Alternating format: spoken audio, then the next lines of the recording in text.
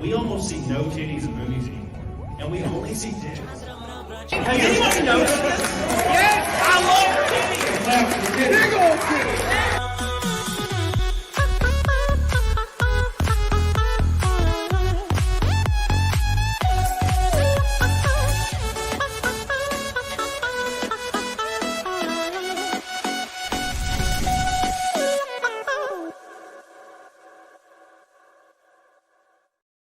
What's up, you big old bitches? I made you guys wait intentionally 10 minutes today just because I dislike you in the chat. Hope you guys are happy about that. It's we've literally just been talking, like shooting the shit. Like no, like nobody was late or anything. We've just been chit chatting. That's all that was happening. No big deal. It's great. And I just love it. It's my favorite thing about this is join 20 minutes early. just not go live at the right time. Just make something's really satisfying about it. It's like dangling a carrot, in front of a dog and then just not giving the carrot to the dog. Pretty much. Yeah, dude. So I appreciate you coming on. Welcome to the very underwhelming CAMELCAST show. It's gonna be a lot of fun. We're gonna talk about a whole bunch of nothing. It's gonna be great, dude. You excited? Oh, yeah, I'm so excited. We're ready to rock and roll. I've got bourbon and a splash of Coke. That's what I'm drinking. Oh, hell yeah! I'm drinking freaking mimosa hard seltzer, whatever the hell, Vizzy. I don't know what the hell this is. It's in my fridge.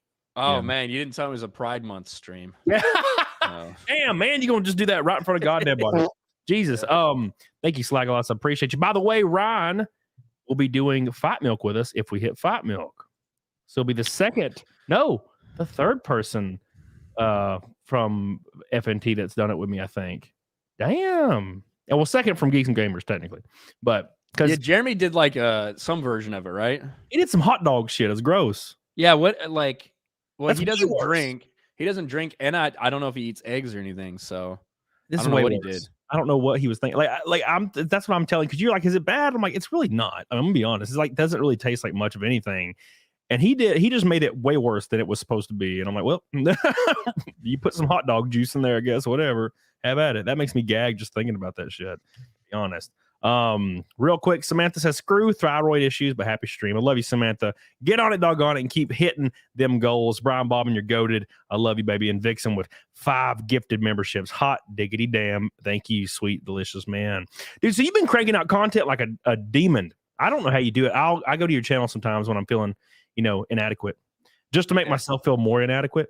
So I go to your channel and it's like 3 hours ago, 6 hours ago, 7 hours ago, 8 hours ago, 9 hours. And I'm like, dude, this is wild. Like how you just pump that shit out. I'm not quite quartering levels, but I try to do 3 to 4 videos a day on my channel. That's the goal. And then over on the sports channel that I run for Geeks and Gamers, the goal there is like 2 to 3 videos a day for that channel. Damn. So, yeah, and then we're doing Geeks and Gamers daily stream. So that's Monday through Friday every day. Friday Night Tide, Students Main Event, all that shit. So yeah, man, it's a grind for sure. It's the hustle. And like people don't understand that shit. And it's so frustrating when people DM me or they comment in the streams. They're like, man, I want to do YouTube. I want to do content creation. And I'm like, all right, well, cool. Well, you got to be consistent as hell and start barreling down because this is basically a job. And some people put way more time into it than a person will put into their 9 to 5. And people aren't willing to do that or even do 10% of what it takes. And then they're just still like, oh, you're lucky. And I'm like, bro, what do you mean I'm lucky, motherfucker? I'm putting in the work. Like I keep doing it. And that's an understatement when it comes to you. I mean, I put out like 2 videos a week and 3 or 4 shows a week. And I'm like, at the end of the week, I'm like laying in a bed, like sweating, like stressed out, anxiety, but oh God, it's rough. So I don't know. Yeah, I don't know how you do it. I tell people this all the time. There's so many different ways to do YouTube. Like you can do the Nick Rekieta way, where you start a show, this topical show that you start picking up topics on. You do some videos here and there to like boost your subs, but really the fucking thing that everyone's there for is the stream. Or you can go the exact opposite way. That's kind of what I've done. It's just spam out videos. I do 1 stream every week on my channel, Sunday afternoons at 5:30 Eastern. And that's it. The rest of it's just videos. And I mean, I get a lot of views for my channel size. You know what I mean? Yeah. But it's putting a lot of shit out, and there's a lot of people that watch and never subscribe. Yeah.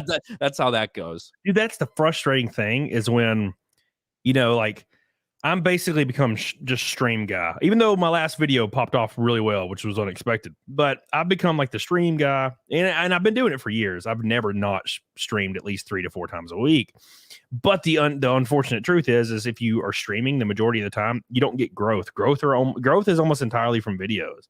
You know, that's why I watch. Yeah. Like I think you were creeping up on my sub count, and I was like, oh damn. And then I looked at it like a week later, and you had blew past me, and I was like, God damn it. There's another one. Another one beat me.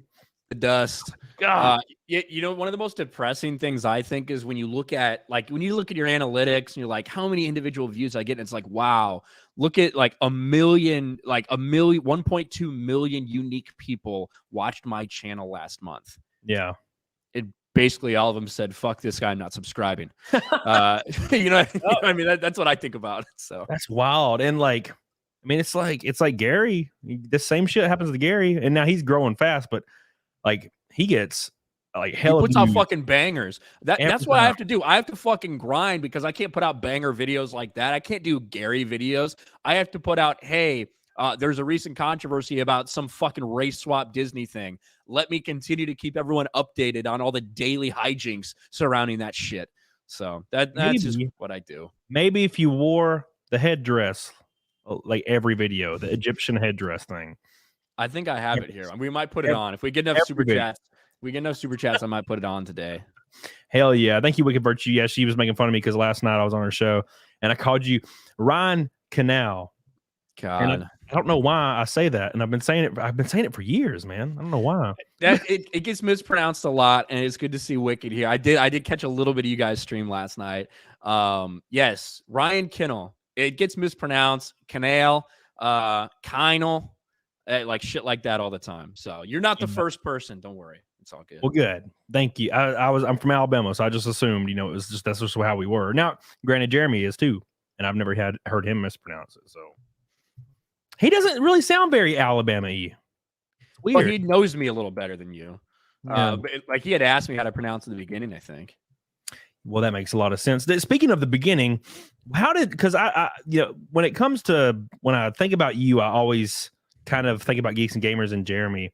Like, did you began YouTube before you did Geeks and Gamers, or did that all like happen at the same time? Pretty much exactly the same time. I was just watching. I was just somebody in the chat. I didn't even chat. I just watched. Right? I was a lurker. One of you fucking freaks out there. And I found out that Gary and Jeremy were doing a meetup in San Diego. I was still in San Diego at the time. Yeah. I was stationed in San Diego. I didn't want to live there. I didn't choose to live there, but that's where I was stationed when I was in the military. And they were coming to San Diego Comic-Con, and they did a meetup. Now, unlike the current meetups that are like fucking insane, hundreds of people come to these things, I think there was like 7 or 8 people. Yeah. That was it, and I was one of them. So I got to talk. I got to talk to Jeremy. I got to talk to Gary. We had some good conversations and arguments and shit like that. And then by the end of this meetup, Gary comes up and he's like, "Hey, you know, you're good at speaking. You know your shit. You should think about starting a YouTube channel." I'm like, "Wow, I never thought about that before. That's crazy, but I appreciate it." And then 10 minutes later, without knowing that Gary had said that, Jeremy comes up to me and says word for word almost the exact same fucking thing, but he adds the caveat, "And if you do, let me know, because I think I'd like to work with you." And at that point, I'm like, why? Why does this fucking retard want to work? I've never done anything before. Like, I've never made a single video, never done anything. But, you know, I thought about it, and like a couple weeks later, I called him up and said, "Yeah, let's do it." So I started my channel and started with Geeks and Gamers right away. Damn. Now, yeah, he took a big swing, and luckily connected on that one. How long ago was it when you started your channel? Beginning of August 2019. Dude, like it's weird because I talked to so many people aside from like Boogie 2988, and everyone started in 2019, including me. Everyone started like in middle of 2019, and that's exactly what I did. And it just, I don't know what it was, but it seemed to work out really well. And from starting at that time period, because mine blew up immediately. Just immediately. It was just like just to the moon for whatever damn reason. Did yours start catching fire immediately, or did it take a while? It took a while, man. I think like I was just grinding away, did some Star Wars videos, stuff. The first thing that blew up for me was Naughty Dog. Naughty Dog was the first thing that blew up for me when they started striking people for Last of Us. That was like early 2020. Yeah. And I think at that point I had like 4,000 subscribers. Yeah. And some of those videos took off. And I wouldn't have made any more. I wasn't going to like do a bunch of Naughty Dog videos. I was like a Star Wars channel and kind of like a Disney Marvel. But they struck me twice. Damn. 2 copyright strikes in a day. So all of a sudden my channel was on the brink of being gone, of being dead, being terminated by fucking Sony. And I thought to myself, you know, I've got like 5,000 subs, you know, I don't know, blah, blah, blah. All right, I'm going to do it. And I just fucking doubled down. And I made like a bunch more Naughty Dog videos, and they did really well for me. And I grew the channel a ton, and it was awesome. So, and that's also the Streisand effect too. Like if any company strikes you, like for copyright or whatever it may be, dude, your channel will like grow tenfold because of that shit. You know, because same shit happened to me. There was one of my old GameStop managers was trying to sue me for like defamation or some bullshit. I can't remember. I'm pretty sure it was defamation. It was some other term, but yeah. And that just my channel was just taken off because of that shit. It was just wild. And especially if a corporate company did it, they strike your channel, or a Naughty Dog, a studio strikes your channel. It's like a gold mine. It just helps. It helps out unless you get deleted. Yeah, and it was close. So I also got a strike over on the Geeks and Gamers Play channel. That's what it was called, something else back then. Yeah. Gaming with Geeks. I don't remember what the fucking channel was called back then, but I also covered the topic there and got a strike there. So I was getting strikes all over the fucking place. Was it Naughty Dog? So was it Last of Us? It was Last of Us 2, the Abby leaks. Oh no. So it was when everybody was talking about the leaks, and then the Joel thing with the Joel killing thing came out. Yeah. Yep. Dude, yeah, that was a wild time. God, dude. That was so. Speaking of that was depressing. When I heard about that, and I was like, I hope it's not true. And then it was true, and it made me so sad. God, what a brutal, sad game. And a lot of people still say it's like the best game ever. And I'm like, the story is awful. It's terrible. I mean, I never played it. I watched it all and like paid attention to it so I could cover it, but I wasn't about to play that shit. You know what I mean? Not after everything that happened. I tried. I played like a few hours of it, and I was like, I can't play this anymore because I just can't take it serious. I don't know if it's old Drunkman, old dude that writes it, and like I tried to watch the show, and it was similar. It was like, you know, there's survival shit happening. There's zombies. It's cool, and then all of a sudden there's just like a very graphic, overtly gay sex thing, and I'm like, why? Now look, the episode wasn't terrible, but I'm like, why do I have to see the insert scene? I don't want to see the insert scene. That's weird. Did they actually show that part? They didn't show it like graphically, but he was like on top of that. Both their beards were facing, and then he like pushed forward slightly, and the other guy like gasped, and I'm like, oh my God, dude, what the fuck? Yeah, it's disturbing. Listen, I don't think that that was such a small. If you remember the first game.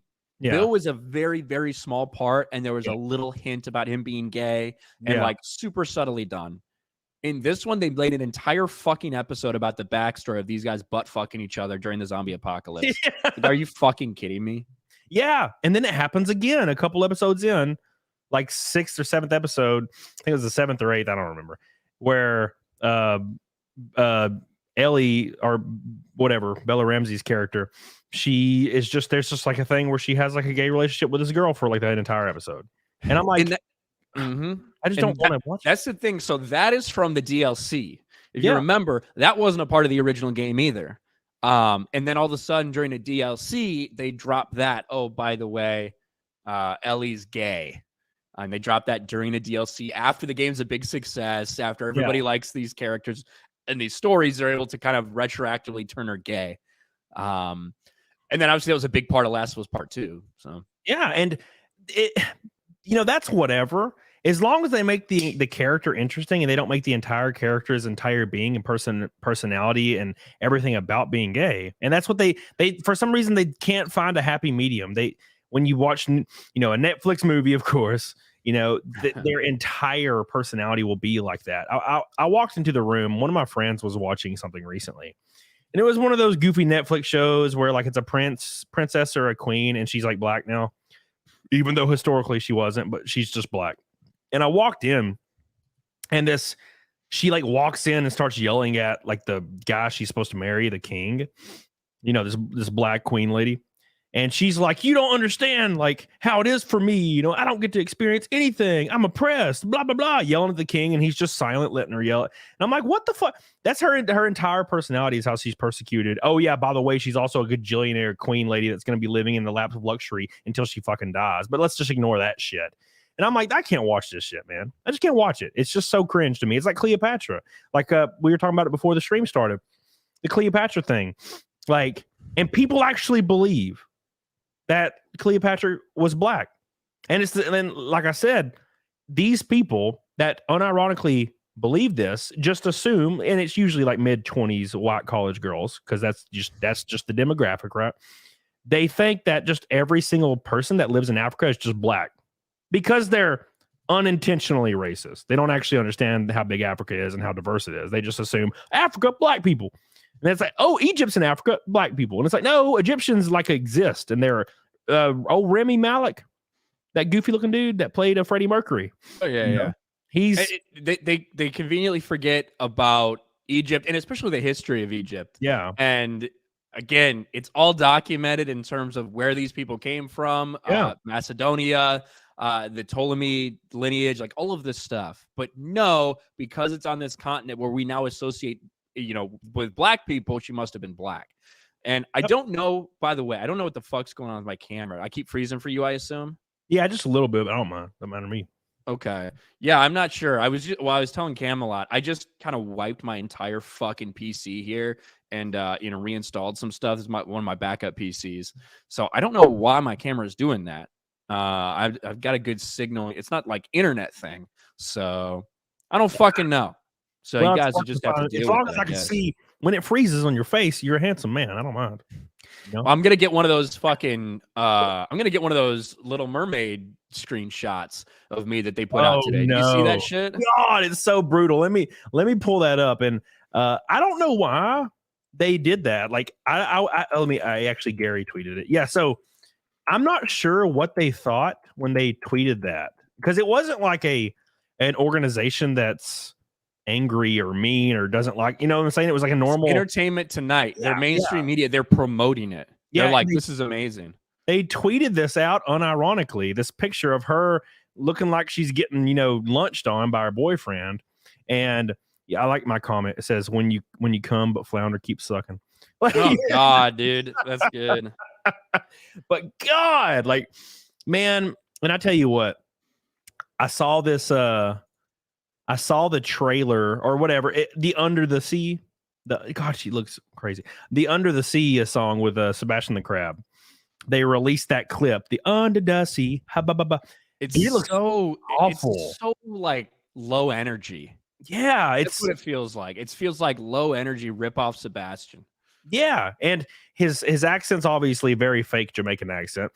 The crab looks awful, which is whatever. But she's like kind of swimming around, and it's all CG and animated. None of it's live action, so I don't know why it's considered live action. And there's even some shots where you can tell they just superimpose the actress's face on a CG model, because it's like moving and morphing around sometimes, and it looks like a nightmare. And I'm like, how is this happening? And there's actually early reviews coming out, and there's some people saying, this is kind of bad, but Halle Berry is great, but it's kind of bad. Like, they got to get that in there. She's a perfect Ariel. She's just majestic. She's stunning, but it's kind of soulless and weird.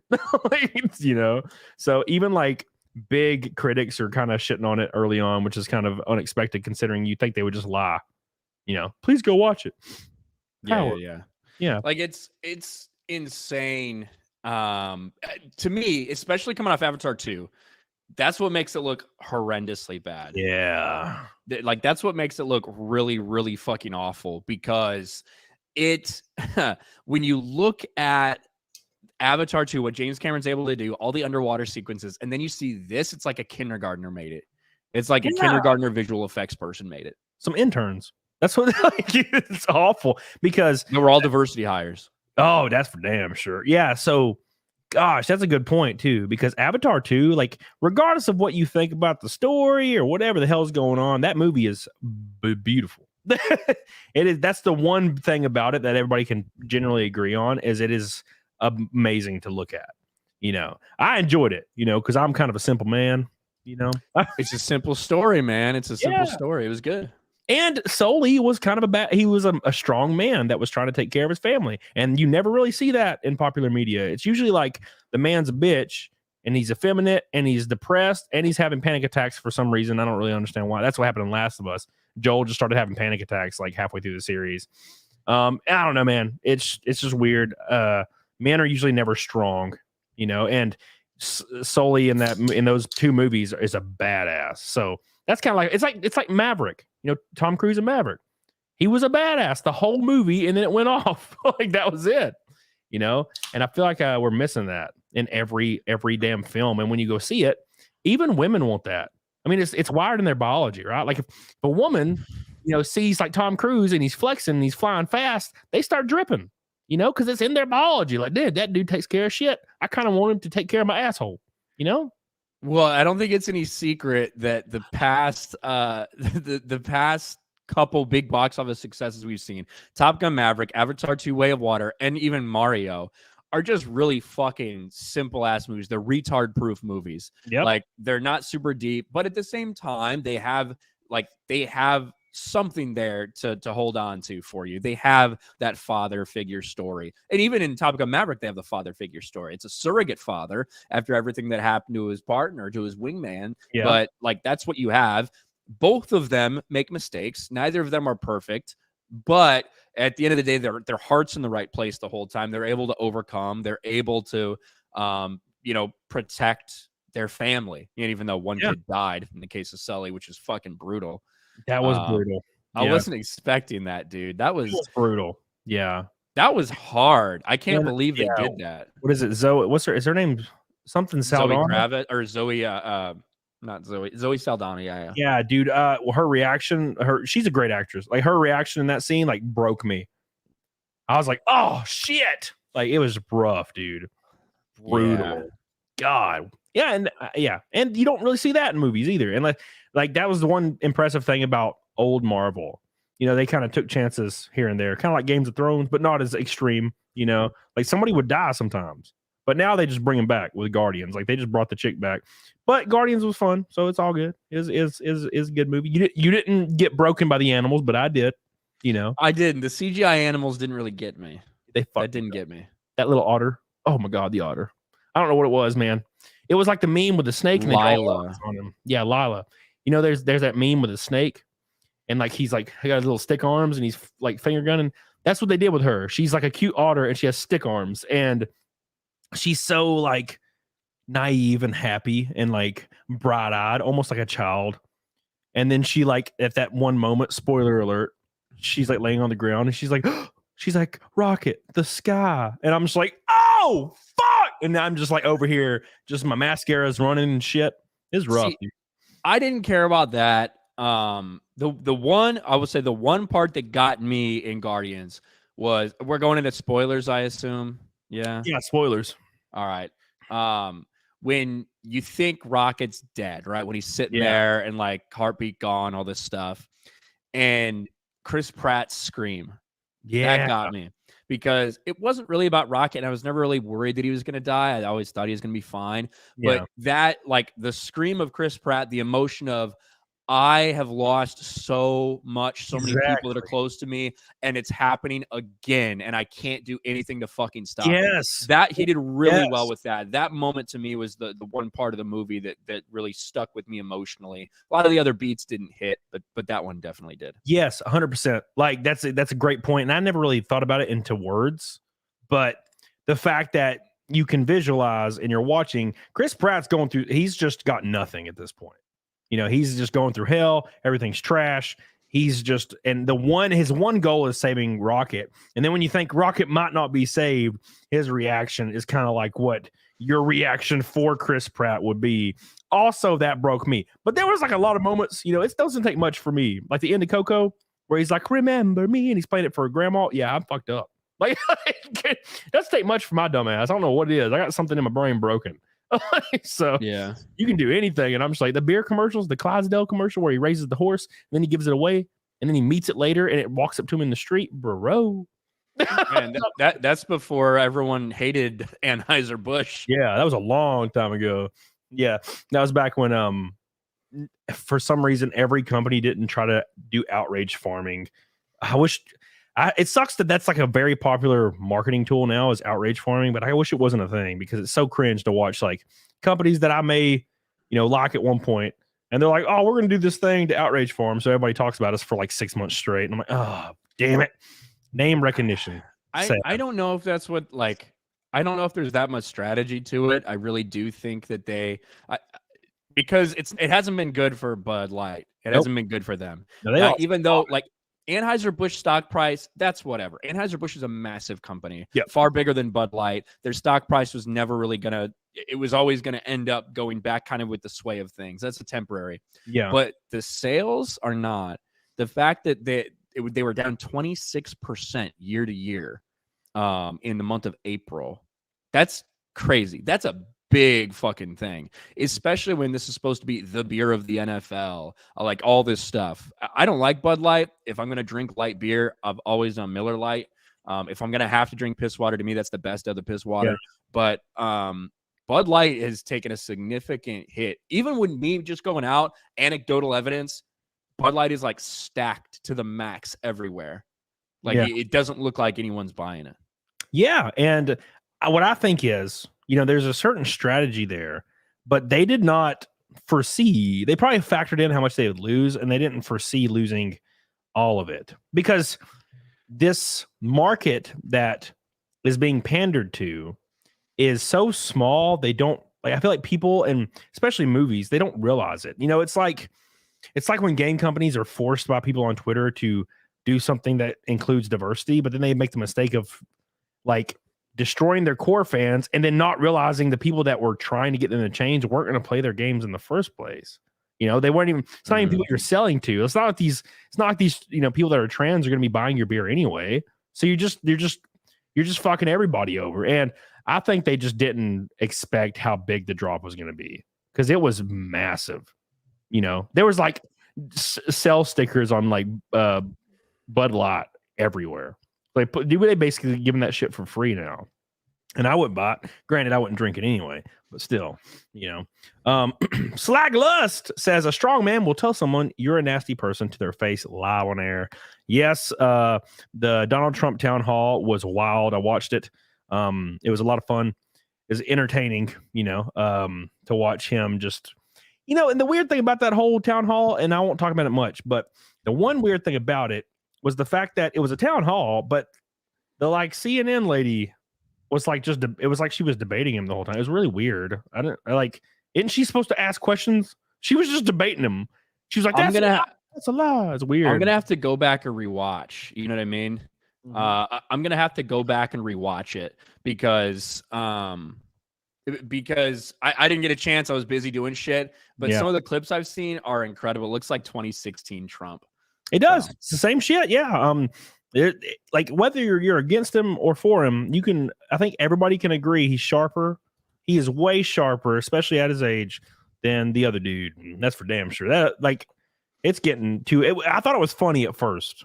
I'm gonna be honest. I thought it was funny at first. Biden being so old all the time. But now it's like, all right, it's been a couple years and like there's people helping him walk around and shit. And he's like walking off stage and trying to shake hands with the wall and shit. I'm like, this is all we got to do, man. It's fucked up. It's getting a little bit much. All right. This dude is gone. So it's not as fun anymore. It's kind of getting sad. So yeah, but I don't trust elections at all. Like I haven't in a long time. So, I'm not too worried about it. But speaking of trusting elections, Disco Cobra with the first pink boy of the night. Give him some love in the chat, son. This man's goated. His penis is large, unlike mine. Thank you so much, dude. I love you. Disco Cobra says, what's up, Cody and Ryan? This should be interesting. So anyway, I just came from Fresh and Fit. They had some dude named Destiny and that Sneeko fellow on. Why would they bring Sneeko on? pretty much just going in circles debating high value men and stuff. I'm going to be honest, Disco, and I don't know if you've seen this kind of stuff around, but I was kind of watching those podcasts for like a week, the Fresh and Fit shit and the whatever podcast. And it was funny for like a while and like kind of eye-opening, the human behaviors. But then every episode is the same. It's like, why do you think you are a 10 out of 10? Why do you think you deserve $1 million? And I'm like, all right, I'm fucking over this. Like, how do you do 2,000 episodes on the same exact questions? It just kind of gets silly. But yeah, Destiny's dumb as a box of rocks, in my opinion.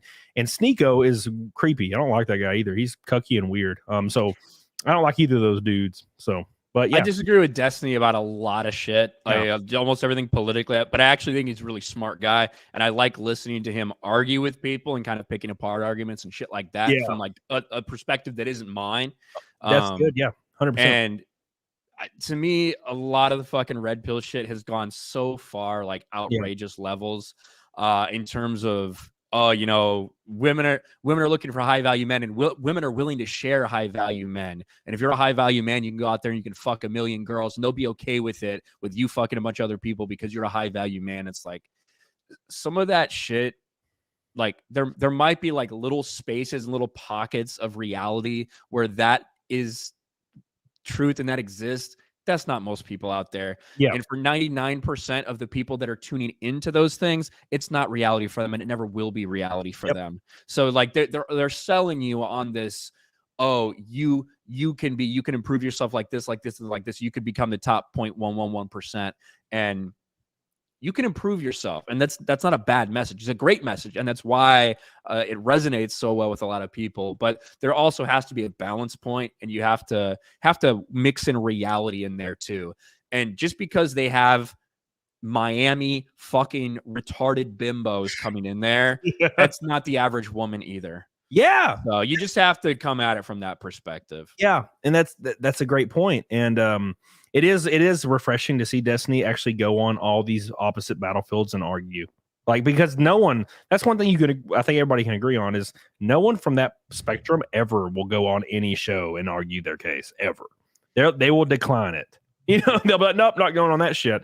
And so that's true. Yeah. But yeah. I think it's Pearl. I think her name is just Pearl. Yeah. Dude, just her Twitter.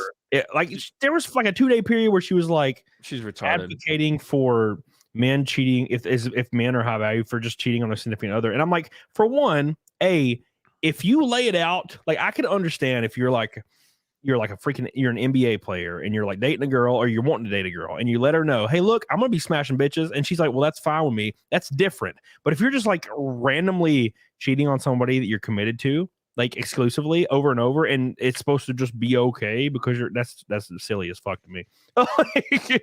It's really silly.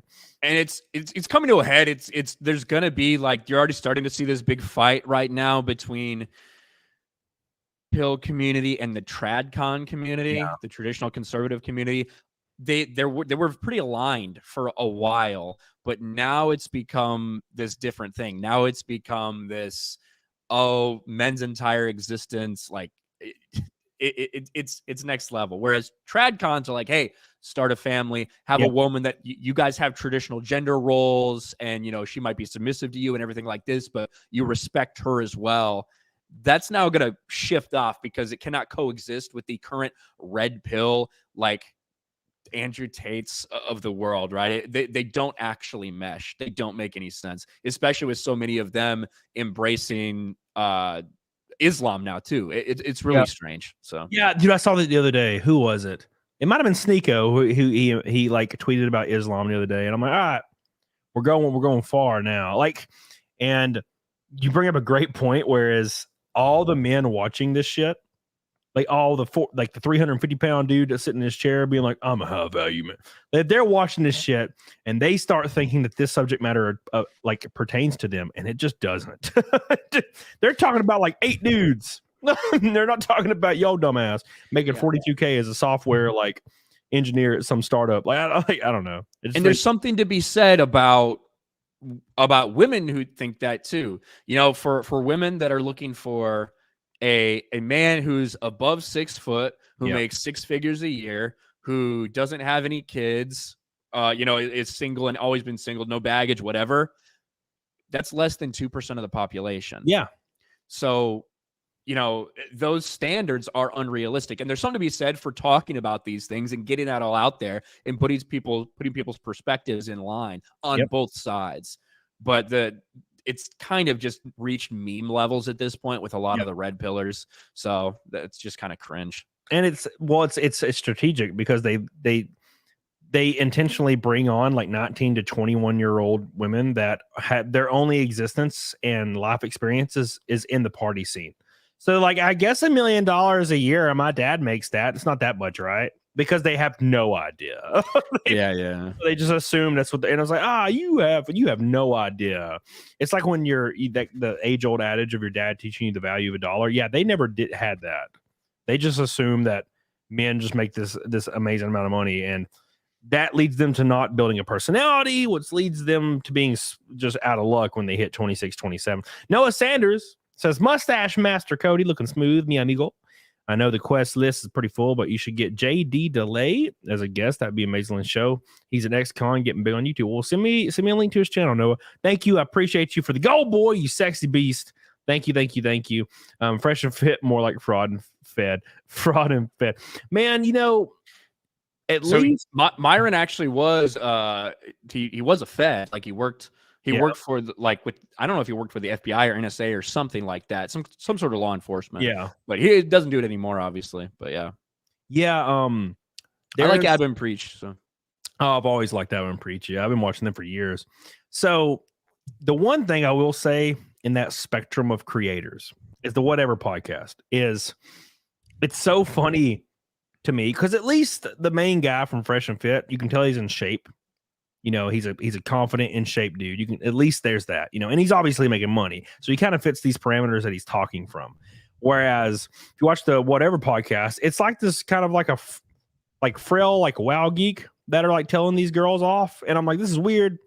Like it's kind of silly to me. And I feel like, well, actually I talked to a girl that was on there recently, and she told me that, this is alleged, obviously, but she told me that the guy from the Whatever podcast, which this is believable to me because from him, how he acts and how he looks, that he uses all of his like guest list as ways to try to have sex with women.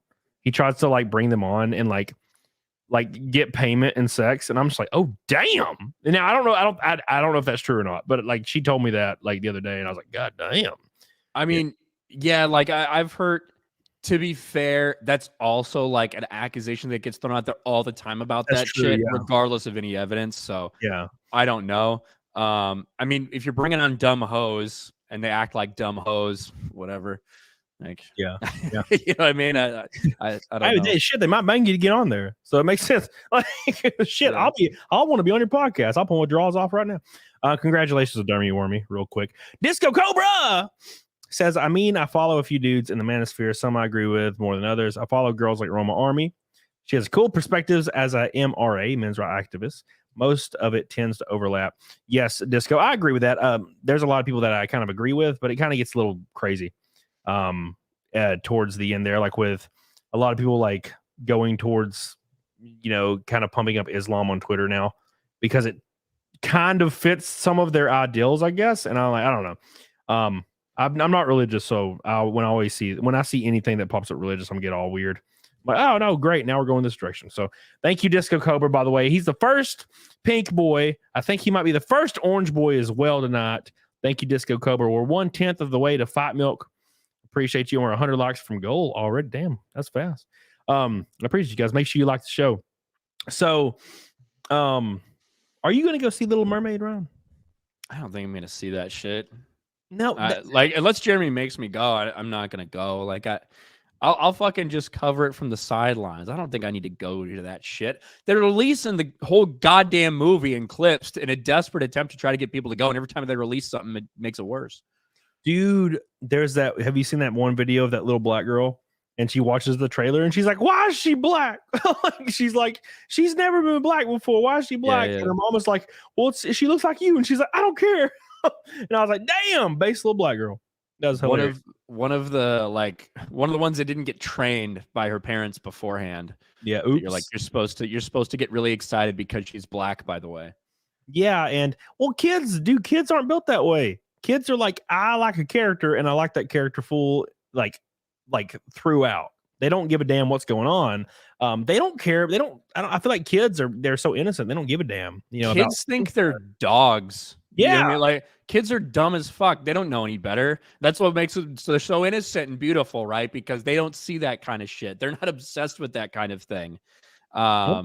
Like they can see themselves in so many different ways, as a superhero, as some sort of like fictional fantasy thing. But yeah, if your parents train you, if you've been taught that the only way you're supposed to get excited about something is when they look like you, then I guess that's the reaction you get out of some of them. That's the scary thing too, because parents have so much power with that.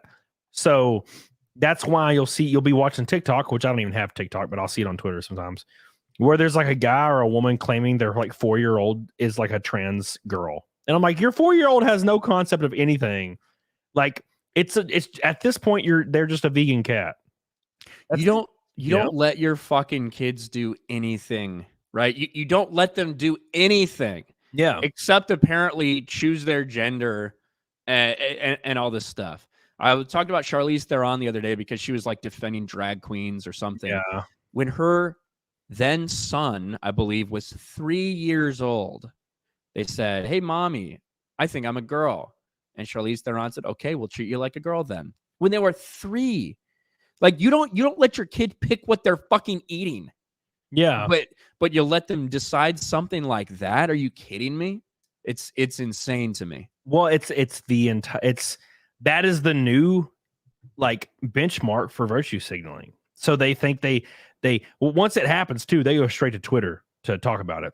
I am so virtuous. My 3-year-old said she is a girl, and I'm going to shoot all these videos, and you guys are going to all worship me because I'm just so good. I'm just such a great person, and that's going to ruin their life, dude. When I was 3, shit. For one, I don't remember nothing, but like I probably wanted to be a dinosaur, but you didn't see me grafting scales onto my body. Like what the who's doing this shit? And it's just insane to me. And then they release a report that 7 years old is now the age that they recommend your children being put on puberty blockers.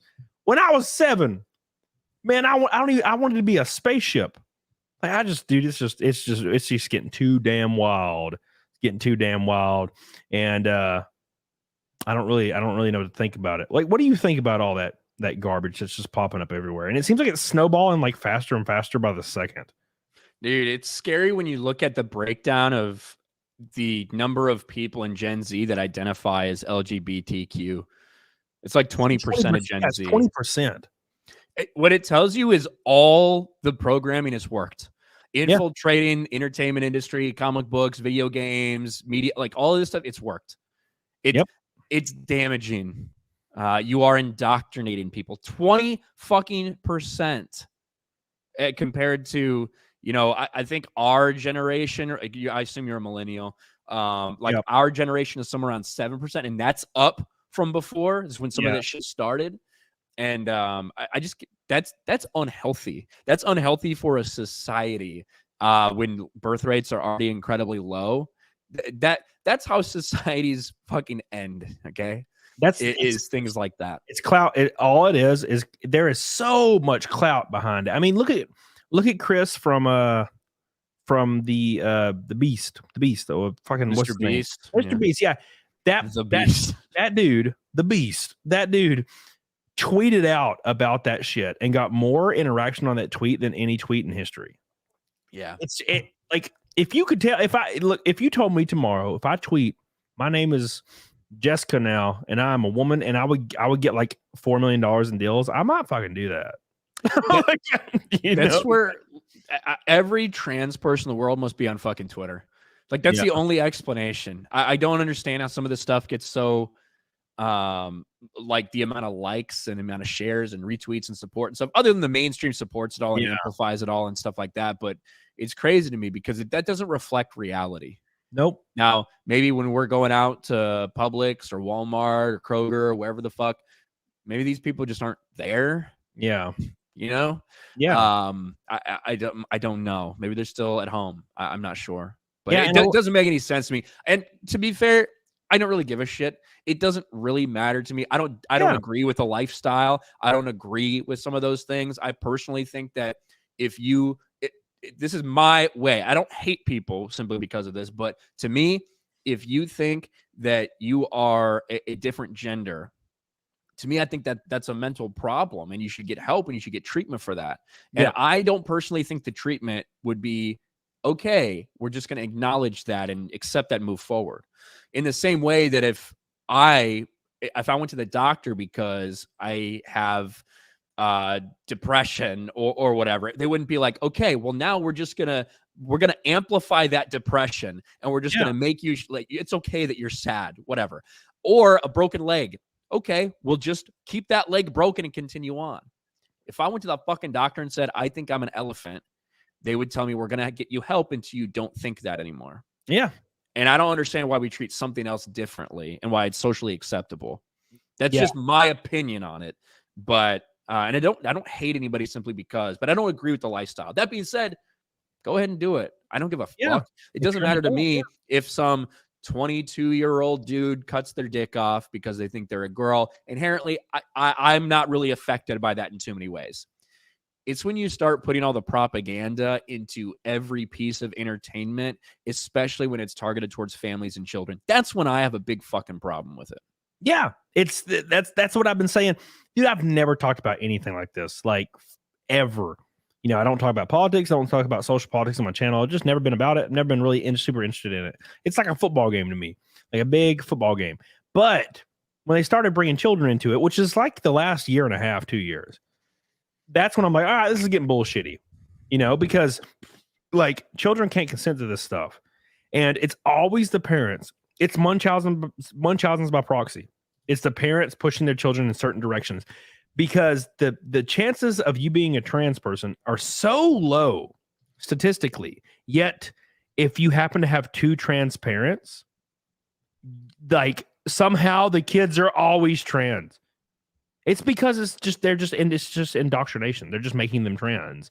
And I don't give a damn if you're an adult. Dude, do whatever you want to do. You could actually, you know what, graft scales on you if you want to be a dinosaur. I don't care as long as you're an adult. But when you start bringing children into it, it starts getting a little spicy, a little scary. And I'm not about that life. It's gross to me. And I wish there was something we could do about it. But people will claim, they'll gaslight you immediately, right? If that even existed, into saying, well, surgeries on minors isn't happening and puberty blockers are not happening on children. And it's like, but they are. Yeah. So then it should be fine to ban it, right? Yes. Like that's the question. Yes. Like if we say, hey, we want to ban these mutilations, we want to ban these transitions for minors, we want to ban puberty blockers for like all this stuff, they'll say, well, why do you have to try to ban it? It's not even happening. Well, then you shouldn't have a problem with us banning it. Yeah, but then they march. Everybody's marching because it gets banned. Shocking. It's almost like that's what you just want it to happen. And then they frame like a puberty blocker. You're talking about what at the end of the day, from a psychological perspective, what you're talking about is children who are feeling uncomfortable, right? Yeah. They're not feeling comfortable with their peers because they think there's like something wrong with them. You put them on puberty blockers while all of their fucking friends, while every other fucking person in the world is going through puberty and they're not. How the fuck do you think they're going to feel about that? Yeah. A lot of the treatments make no sense to me. Dude, I was talking to, going back and forth with a guy on Twitter. And I was like, dude, puberty blockers on young boys almost always will have a result. It'll result in a micropenis.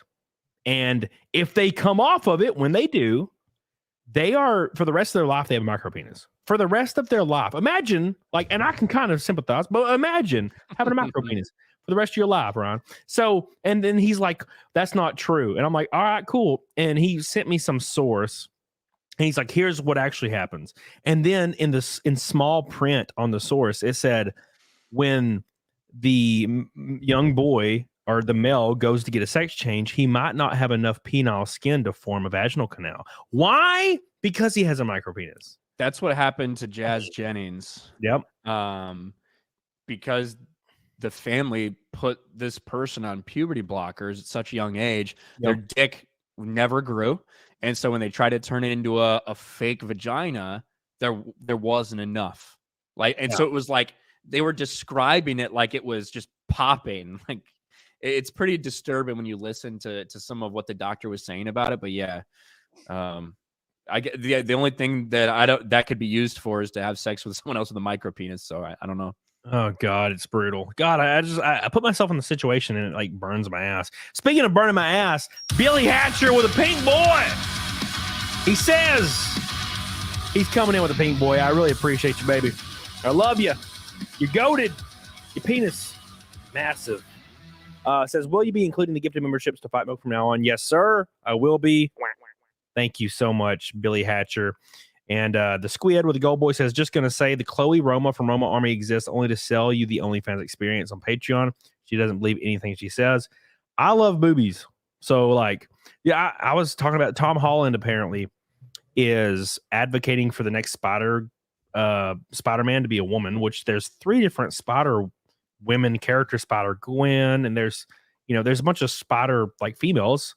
So that's fine, I guess. But, I'm thinking to myself, as long as I see like a set of boobies, I'm totally for it. But I know that won't happen. And also, they'll probably put Bella Ramsey in that bitch because they don't cast attractive women in Hollywood anymore because they're unrealistic beauty standards. Even though these women exist, which is weird to say they are unrealistic.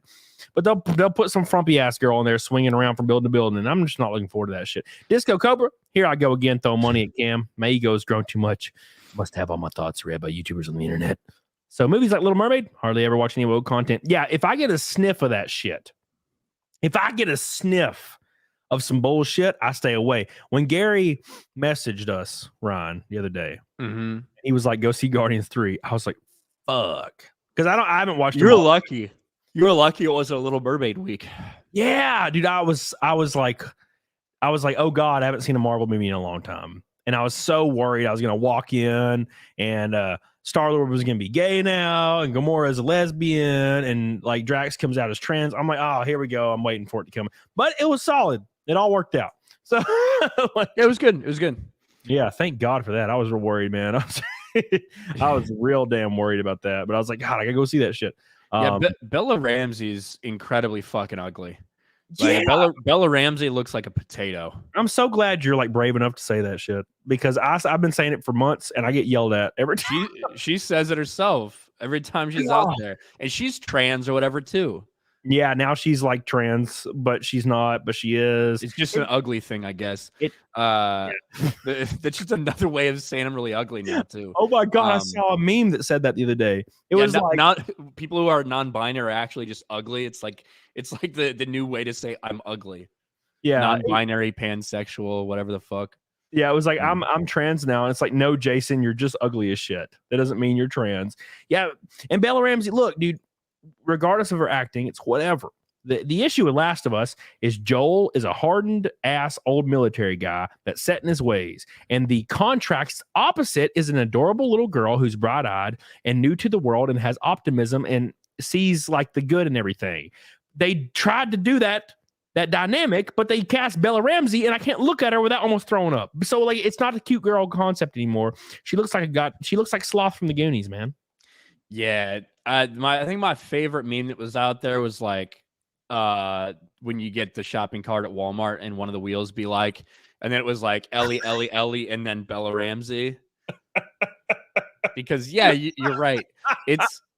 She just doesn't look like the character at all. And to hear her talk about her and Pedro Pascal apparently talked a lot about sexuality and gender on the set. Yeah, he's like 40. He's like 50 or something. Yeah, and it's just really weird. Oh man, she wears a chest binder and stuff like that because she's uncomfortable with her tits, which that can like damage you and shit. So I don't know, man. Why can't women just be happy with their vaginas and boobies? Like there's parts of me that wishes I could like turn into a woman, like a legitimate woman for like a second and just experience it. Maybe sit on a bedpost or some shit and be like, oh, this is great, and then come back. But like I'm not trying to do it for the rest of my life. And not like half-assed where I'm like a mutilated dude. Come on now. Yeah. Just be like, man, it'd probably be like way more uncomfortable. Like you'd sit and lean over on the couch, and like your tits would like slide over, and it'd be like weird and off center, and there'd probably be way more weird things that would happen than you would possibly expect living life as a woman. Yeah, no, dude. And then if they lived as us, they'd because we just subconsciously are able to like adjust ourselves and sit in a spot where we're not sitting and crushing our balls every time we sit down somewhere. Yeah. Like they wouldn't know how to do that. They'd be fucking sitting on their balls every time they sit on a stool. Yeah. And then I was talking to a girl like a few weeks ago, and it was that time of the month for her. When we were just like in mid conversation, and she's like, "Oh, be right back. I'm leaking." And I'm just like, "Oh, fuck." Like, could you just imagine just leaking out of no? That sounds terrible. I don't want to do this. Yeah. No, turn that faucet right the hell off. We're not doing this. God, I don't want no leakage. God. Yeah, who would want to be a woman? I don't get that. Can't fucking drive. It's awful. Can't play any sports. You're bad at all sports. Yeah. I'm bad at chess too for some reason. Yeah, it's weird, right? Yeah, dude. Every girl I play in chess, I demolish, and I suck at chess. The argument would be, so like of the top 50 chess players in the world, like none of them are women or something. Right. And so the argument theoretically would be that because girls are stigmatized against playing chess as a young age, not as many of them join, so therefore not as many of them develop into great chess players because of the social stigmas. That would be the argument. Yeah. But at the same time, there's something that doesn't make sense there. It has to be, it's much more likely something in like the thought process for men is different than that for women. And women are better at other shit than men are. You know what I mean? From a brain standpoint. But yeah, women are actually better at competition shooting, like firearms, than men. Really? Yeah, in the Olympics. Like from what I understand, I might be wrong about that, but I'm pretty sure they're slightly better at like competition shooting. Now, whatever that may be, the issue is women will play chess. Maybe they have an interest, but then they hit 13 and they want to go out with their friends and go to the mall and do their makeup, and they take 4 or 5 years off. Magnus Carlsen never took a second off. That sumbitch was playing freaking chess from he woke up and then went to sleep. He's playing chess, and he never stopped, and he still doesn't stop to this day. Like, that's the difference, man. When men and women, when they have interest, it's completely different.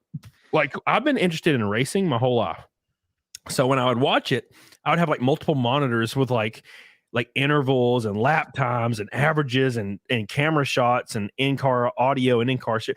And I would just sit there like all Sunday, and I'm watching Formula One, I'm watching NASCAR, I'm watching V8 supercars, I'm watching Supercross, like dirt bikes. I watch all that shit. And I've been doing that since I was like 9 years old, and I've never stopped. When I started playing guitar, I played guitar from day one and never stopped. I've been playing guitar for 20 years, playing piano for 20 years. I've been doing all these things, and I just never stopped. And they're like interests that I'm really, really passionate about. So much so that I race full time now. And you know, I don't know. This could be just a biased perspective, but when I was on Tinder, man, I was hanging out with a girl every other day, and it was a new girl, and they almost never had interest outside of watching TV, like ever.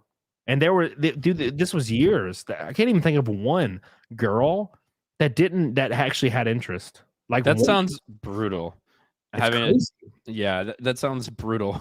That a different fucking girl every single day that you had to talk to. But when you look at even just something as simple as kind of intelligence and things like that, when it comes to men and women, the average, like the median woman is going to be more intelligent than a man. Yeah. But when you look at the bell curve, when you look at the distribution, men can be all over the fucking place.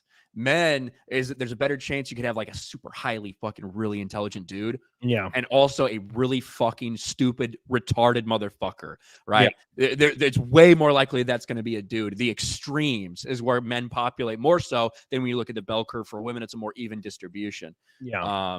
So yeah, it's okay to talk about the differences between men and women. Yeah. It doesn't mean everyone. It doesn't mean that there can't be really stupid women. Yeah. You know what I mean? So there's nothing wrong. We're different. Like, men and women are different. I mean, and you know, I live in an engineer town. You know, I'm in Huntsville, Alabama. So it's just everybody I know is an engineer for some weird. Even all the women I know are engineers, and every woman I know in my life is highly intelligent, other than the ones I was clapping on Tinder. But like, every woman I know is highly intelligent. Shit, women I know that I don't even know from where I live. One of my friends, Shani, hyper intelligent lady, and so, but the issue is, it's because double the amount of women graduate college and get degrees than men right now. Mm-hmm. Like, is that Shani, the one in the chat? I see a Shani in the chat. Yeah, she's probably in here somewhere. She's always in here.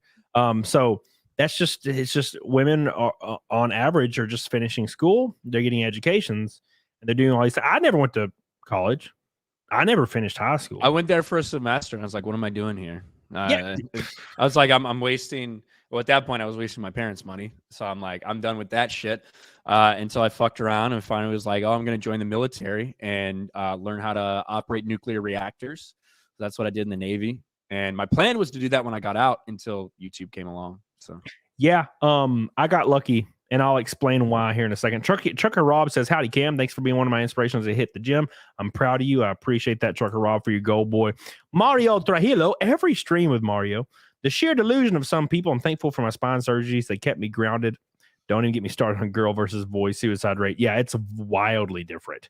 Kratos says, love the show. Shout out from your neighbor state of Arkansas. Are y'all pumped for Mission Impossible Dead Reckoning? Movie of the year is my prediction. Thank you so much for your go, boy, Kratos. I'm definitely going to check it out. I'm a big fan of Tom Cruise and Mission Impossible. That's my most highly anticipated movie of the year. Can't wait. Hell yeah. Morgan says, who is your favorite racer in Formula One now? I'm Team Max. Coincidentally, I'm a Max Verstappen fan. Yes, I was Kimi Räikkönen, but he retired. So now I'm Max. Thank you, Morgan, for your goal, boy. The goal boys are going ham as hell in Graft Anchor. And yes, I'm an engineer. Of course you are. You're in Huntsville. How you doing, buddy? Welcome back to the stream, dude. I love you. I appreciate you. We are exactly 1/4 of the way to Fight Milk officially. Thank you so much, boys. I thought you were about to say 1/4 of the way through the stream, and I was like, oh, I'm not gonna be here for 4 fucking hours. Dude, I would die. I don't do that shit. Like, fuck. I was on Nick Ricada's stream the other night, and we got about 4 hours in, and I was like blacking out because I woke up at 9 a.m. that day, and I was doing a bunch of bullshit like errands and stuff, and I was like blacking out. So I turned my camera off, and I kept hearing them say Camelot, and I'd like wake up for a second and then be unmute, and I'd be like, "I'm here, boys. It's all good," and I just blacked out in my chair. Like I couldn't. They were live to like 5:30. How did I can't do that shit? Yeah, those go long. Those go long. Yeah, I do like 2.5 hours max, and I'm like, I'm out. I can't do that shit. They're too good at their job, man. They keep a high energy that long. I can't do that shit. I'll die. I think I got not stuck, but like I ended up staying on a Flashcast stream so fucking late one time. Actually, I think it might have been whenever the clocks changed. Because all of a sudden I looked down and the fucking time stream sprang forward, and I was like, "How is it 3:30 or 4 in the morning? Like this doesn't make any sense." Yeah, dude, it's wild. I think I watched that one too, because I was one I wasn't on. I was on the one before. I think like a week before I was on until like 5 a.m. on Flashcast, and I was like, "I'm dying, bros, dying." But yeah, dude, I got real lucky because I quit high school because I just couldn't do it anymore. I just, there's something about the structure, the students, the environment. I just don't want to be involved anymore. So I stopped going. One day I was 16, I stopped going. And about a week later, my mom called me just in tears because the principal called her. And they said, I don't have to go back. And I'm like, all right, cool. So I got my GED like a week later, I think. And it was real easy. It was easier than I thought it was going to be. So, and then it was like, should I go to college? I started working full time, and then I became like a store manager at GameStop real fast. And I was making back then, 30 something grand a year was pretty decent. So, especially where I lived. So I did that for 10 years, 11 years. And then I started working at Walmart after I left GameStop. But I started YouTube, and it just took off, and it worked out. I got fired from Walmart because of YouTube, though, because I made a Walmart video, and they were real pissed about that. Oh, you can't do that. Yeah. So I started YouTube while I was still in the Navy. And I made sure to not fucking mention that, to hide that, because I didn't want anybody fucking coming and thinking that. one, like, I didn't want anybody coming and telling my command that's like, oh, he said this mean thing about gay people, whatever, right? But I was also very careful to make sure that nothing I ever said sounded like it was coming from the standpoint of an official military position. Yeah. But I was really happy to get out. I did it for like a year while I was in, actually maybe more, because I got out. Yeah, almost 2 years I was doing it while I was still in the military, because I got out in like September of 21. So Yeah, I had one of my friends was in the Air Force, and he was wanting to do videos because he was real pissed at the Air Force because they lied when he was getting recruited and said he could switch his 6-year contract to a 4-year if he wanted to. Yeah, that didn't work out. So he was in there 6 years, and they lied about like so many things, like his palace chase, lied about that. They lied about everything. So he was like, I'm gonna start making videos and talk about all this shit. And I'm like, are you still in? And he had like 6 months left, and I was like, yeah, you better wait. You better wait until you get, your papers and you're out, and then start talking about that shit. Don't do it now. So he hasn't yet. So he's like, but yeah, he can't wait. That's going to be his like niche and content. And I'm like, well, at least I talk about like retail companies. I know they ain't going to send assassins to me, but talking about the government, they might have sent an assassin or two to take your ass out if you get popular enough. Depends what you're talking about, I guess. Yeah, not for most people, but yeah. Yeah, I don't know. So have you ever talked about military now since you're out? Have I ever talked about it? Like in a disparaging way. I mean, there's definitely things I fucking hated. I'll talk a lot of shit about, what's going on right now in the military. Yeah. With all the drag queen shit, all the trans shit, all this stuff. It's pathetic. But a lot of that started while I was in. I remember in 2020, middle of all the BLM riots and stuff, we had to, like, you're not going to fucking believe this, but when you have smaller commands, you do have to share a lot of these duties that need to get done across the board in the military. And when I was on shore duty in San Diego, I had a pretty small command. I think overall probably anywhere between 60 and 70 people. And I was essentially the command managed equal opportunity manager. I was the diversity and inclusion guy. God damn. Yes. So, wow. Meaning that I was responsible for making sure everybody got trained on the very stock, hey, these are all the things that you're supposed to know for the military. And it was like the dumbest thing in the world. My command was cool as shit. We barely had any chicks in it because it was a subsection of a submarine command. So you didn't have to worry about fucking women complaining about shit. It was really easy. It was the easiest place you could ever have that collateral duty, which is good because I didn't really give a fuck about it. Yeah. But we had to do like this emergent training about the BLM riots and stuff like that, and George Floyd. And it was one of the most cringe things I'd ever had to do. And it was really sad. Again, luckily I had a cool command and nobody really cared. And nobody really took it seriously, which was good. And I was able to just do it, put a check in the box and walk on. But that stuff's been going on in the military for a long time. Imagine, and I'm sure you can, but imagine being in like that situation, especially when it's going to get worse, right?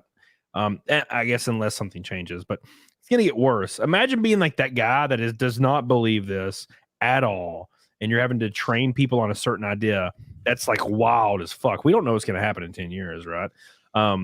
And you can't do anything because you don't have rights. When you're in the military, you don't have any rights anymore. Like you belong to them until you're discharged. So that's terrifying to me. So I was in not too long after I joined, because Obama was in charge when I joined, is when Don't Ask, Don't Tell got repealed. Yeah. So all of a sudden people were allowed to come out as gay, which was a big change. And then I don't know, a couple years before I got out is when all of the transgender in the military thing happened. And then Trump tried to block it. And some people said, no, it was like this back and forth. You had people that were like, got pulled off their duties because they wanted to transition. We had to end up doing 3-section duty instead of 4-section duty because some stupid fuck decided they wanted to change genders and not work for a while. And then we had to start asking the questions, okay, there's different physical fitness standards. for men. When I was in a leadership position, this became a struggle. It became an actual question you had to ask. Nobody fucking thought about this before they decided to do this shit. There's different standards for biological men and biological women. So while someone's identifying as a woman but hasn't gone through the shit yet, they're still held to the same physical standards as the men, but they're not going to change. Where are they going to change? Where are they going to sleep? It's a fucking nightmare, dude.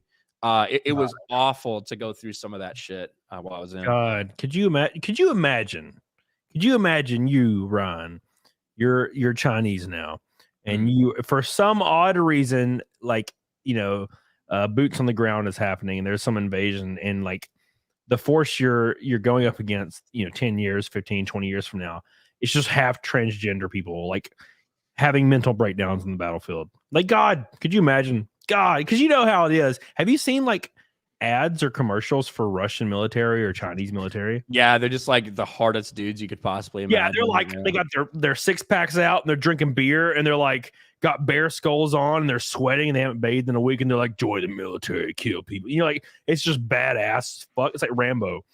And then you like look at our ads and it's like, we believe everyone should be included. Learn how to. It's like, my two moms really made me love being in the Air Force. Like, no shit. That's like the type of ads we have.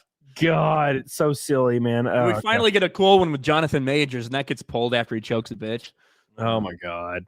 Jesus, man, it's wild as hell. The secret to YouTube is controversy. Got it. Time to talk shit. Well, that's been the case since day one, baby. Thank you, Halo Millennium. I love the Army. Got paid to main gun terrorists. Toxic leadership suck though sometimes. Thank you, Graft Anchor. I appreciate you. Yeah, dude, it's wild as hell. The military is wild. I'm glad there was a time in my life where I considered jumping in, and then I didn't. I was like, no, I'm not gonna do that. There was a time in my life where I thought about it, but when I started working real heavy full time, that kind of went out the window for me. One of my friends joined the military at we were like 28, and he went in, and I was like, damn, son, like that. Well, we were already pretty old. How old were you when you went in? Like 21. It's good for some people. Yeah. And it's needed for some people. I don't think I would change anything. I certainly had different expectations going in than I did going out. I had more respect in a lot of cases for the military and for the things that we're fighting for, supposedly, before I went in than after. 100% my perspective changed over a decade in the Navy. Yeah. But at the same time, I was spinning my wheels. Like, I didn't know what the fuck I wanted to do. I didn't want to go to college. I didn't know what I wanted to do. So then something came around and it's like, hey, by the way, you're really fucking smart, but you don't want to go to school. Well, here's this thing that you can get training to go get a really fucking good job as a nuclear reactor operator somewhere. Immediate, as soon as you get out, there's job offers. I'm still getting emails now of job offers from when I got out back in 2021 for offers here in the state of Florida or surrounding area that are pretty well compensated, just because you get really well trained while you're in. Yeah. They shove a half-assed nuclear engineering degree down your throat in about 18 months. And I, compared to a lot of other people, I advanced pretty quickly. I made E7, Chief Petty Officer in the Navy, just under 7 years. It's still technically at my 6-year point when I made it, which is, considering the average for, I think the military is like 14 and a half or 15 years to make that. It's pretty good. I took advantage of it, and it was good for me in a lot of ways.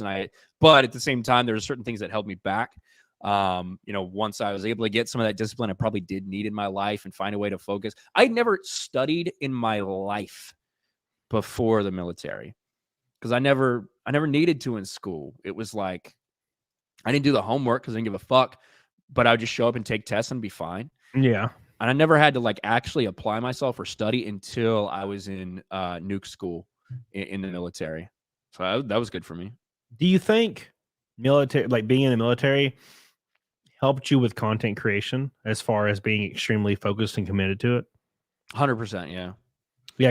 Some of that, like you talked about earlier, people being obsessed with shit. Some of that's just personality, and I've done that too. But YouTube, I definitely stuck to, as opposed to a lot of other things I've kind of hopped in and out of hobby wise. Yeah. This became like when I realized I wanted to do this as a job. Yeah. 100%. Jesus. Yeah. That's what I think. Like when I see people that are just pumping it out, I'm like, it must have been military because you just hyper focused. Jay's gaping butthole says, I'm a thing of color and Ryan loves me. This question's interesting right here. It says, can you still be recalled? Are you past that point? I'm past that point. I didn't do reserves. They tried very desperately to get me to do it.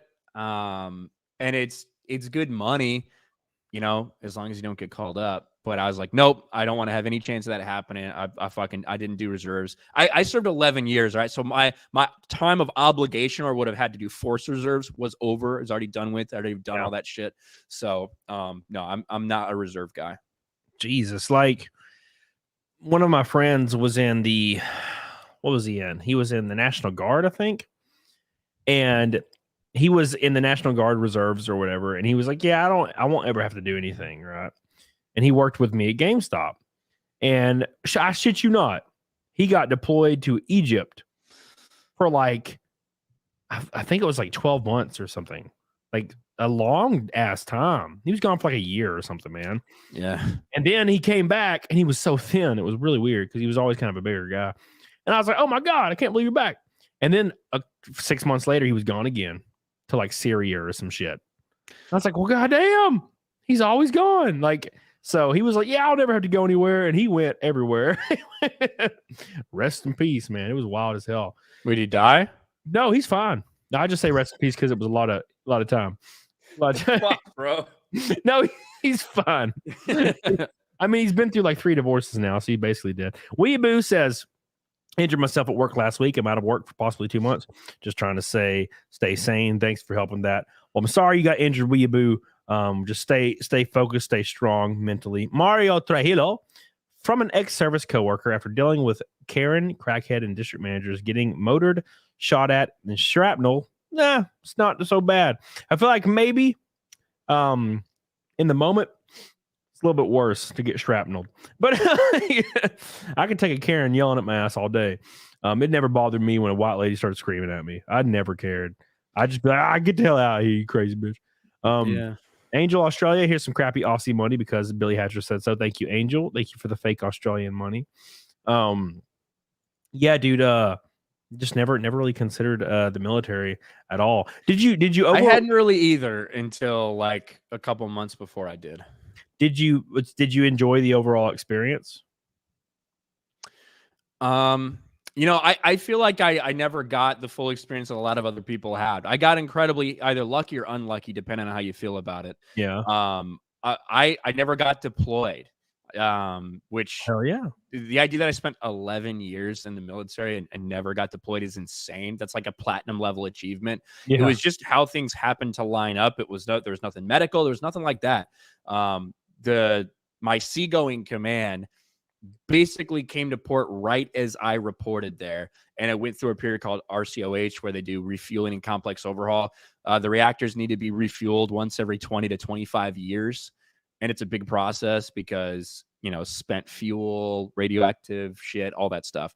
So they cut a big, massive hole in the fucking top of aircraft carriers. Well, 2, because there's 2 reactors. And it takes years. So I was there for that, which was a different experience. There's a lot of people that were on the ship at the time that wish they would have been deployed rather than be in shipyard because you're dealing with civilian union contract workers. Yeah. And it's a fucking nightmare. You also have naval reactors looking over your shoulder, which is basically a regulatory commission, the ones that have to stick up their ass and make sure you're following all the rules because the shit that the regulations are so tight and it's so serious, obviously for good reason. You're talking about fucking nuclear power. You're talking about radioactive material. You're talking about shit that can cause massive damage if things are done the wrong way. But it's just a nightmare with everybody looking over your shoulder all the time. And the work hours are shittier sometimes too. So that's what I got to do. I don't feel like I got the same experience as a lot of other guys who get deployed a lot. Some people love that. Some people hated it more compared to what I was doing. But I don't remember what your actual question was. Did you enjoy it? You enjoy in the same way that when you were working at GameStop or wherever, you like had a group of people that you really got close to and enjoyed, like that camaraderie. Think about that just 10 times when it comes to the military. And it's weird because there will be people that you spend hours and hours and hours every single day, week after week, month after month with, you get so close to, you know them so well, and then they transfer to another ship or they go to shore duty and you never fucking talk to them again. Yeah. Right? It's like you're really close to the, it's almost like you trauma bond, right? And then they're gone. So it's the craziest shit, man. Which that's it's the same as any other job. It has its ups, it has its downs, it has its positives, its negatives. At the end of the day, the people that you're surrounded by will dictate how your experience at work is. Who's your boss? Who are you working with? And who's working for you? So it's the same things will be a factor. Yep, 100%, 100%. Because I guess then, you know, it's just like another job at that point, right? So what do you have? Planned for meetups? I was talking to somebody the other day, and they said Geeks and Gamers, or at least like Jeremy, you were not doing Matsuri, right? I don't know. I think the jury's still out on Matsuri. I'm pretty sure Jeremy's out completely. We just because we do have, right, we're looking at Dallas is still up in the air, and that's in June. And then Matsuri would be like in August or something, right? Mm-hmm. So yep. I don't know 100% on that. But Dallas, I'm like 95% sure I'm going to be in Dallas for Dallas Fan Expo. So that'll be fun. Yeah. And then whenever we do the Orlando one. So I don't know when the fuck that'll be. Who knows, man? I just make videos. They expect me to show up and travel the country, go to these meetups. I don't know. That's how it is. So I'm doing Matsuri for sure. Okay. And that's the big one I'm going to. And it's just because Anna's like, hey, do you want a like a booth and all that big shit? I'm like, yeah, I guess I'm going. And then of course, if Nick Ricada's going, I'm going. So because we're boys. So yeah, that was such a big one last year. I had a great time last year at Matsuri. It was awesome. Fucking awesome. Yeah. And I love all the people that are going. We'll be able to make it work with all the moving parts we got. That's the question. I want to go though. Isn't that weird how so I had my first meetup in 2019 for like just my goofy ass channel, right? And there was like a handful of people there, like a handful. And then you go, like me and Nick did a live show in Vegas recently, and the amount of people that came and like were wanting to take pictures and hang out was in the hundreds. And it's just like the wildest shit in the world that like is a thing. But all these people want to like come hang out, especially with Geeks and Gamers presence is freaking massive. And just your presence alone is massive.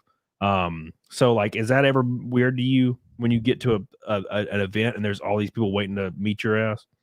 It's weird. I feel like from our perspective, you're in a fucking random room in your house. Yeah. I'm in a fucking random room in one of the places I'm staying, right? So we're just doing this shit. We're normal people. There's literally nothing special about what we do at all. Yeah. And so the idea that people not only would want to like see us and shake our hands or whatever, but would like travel to go do that, would buy plane tickets in some instances, it doesn't make any sense to me. It's crazy. And it's humbling whenever that kind of stuff happens.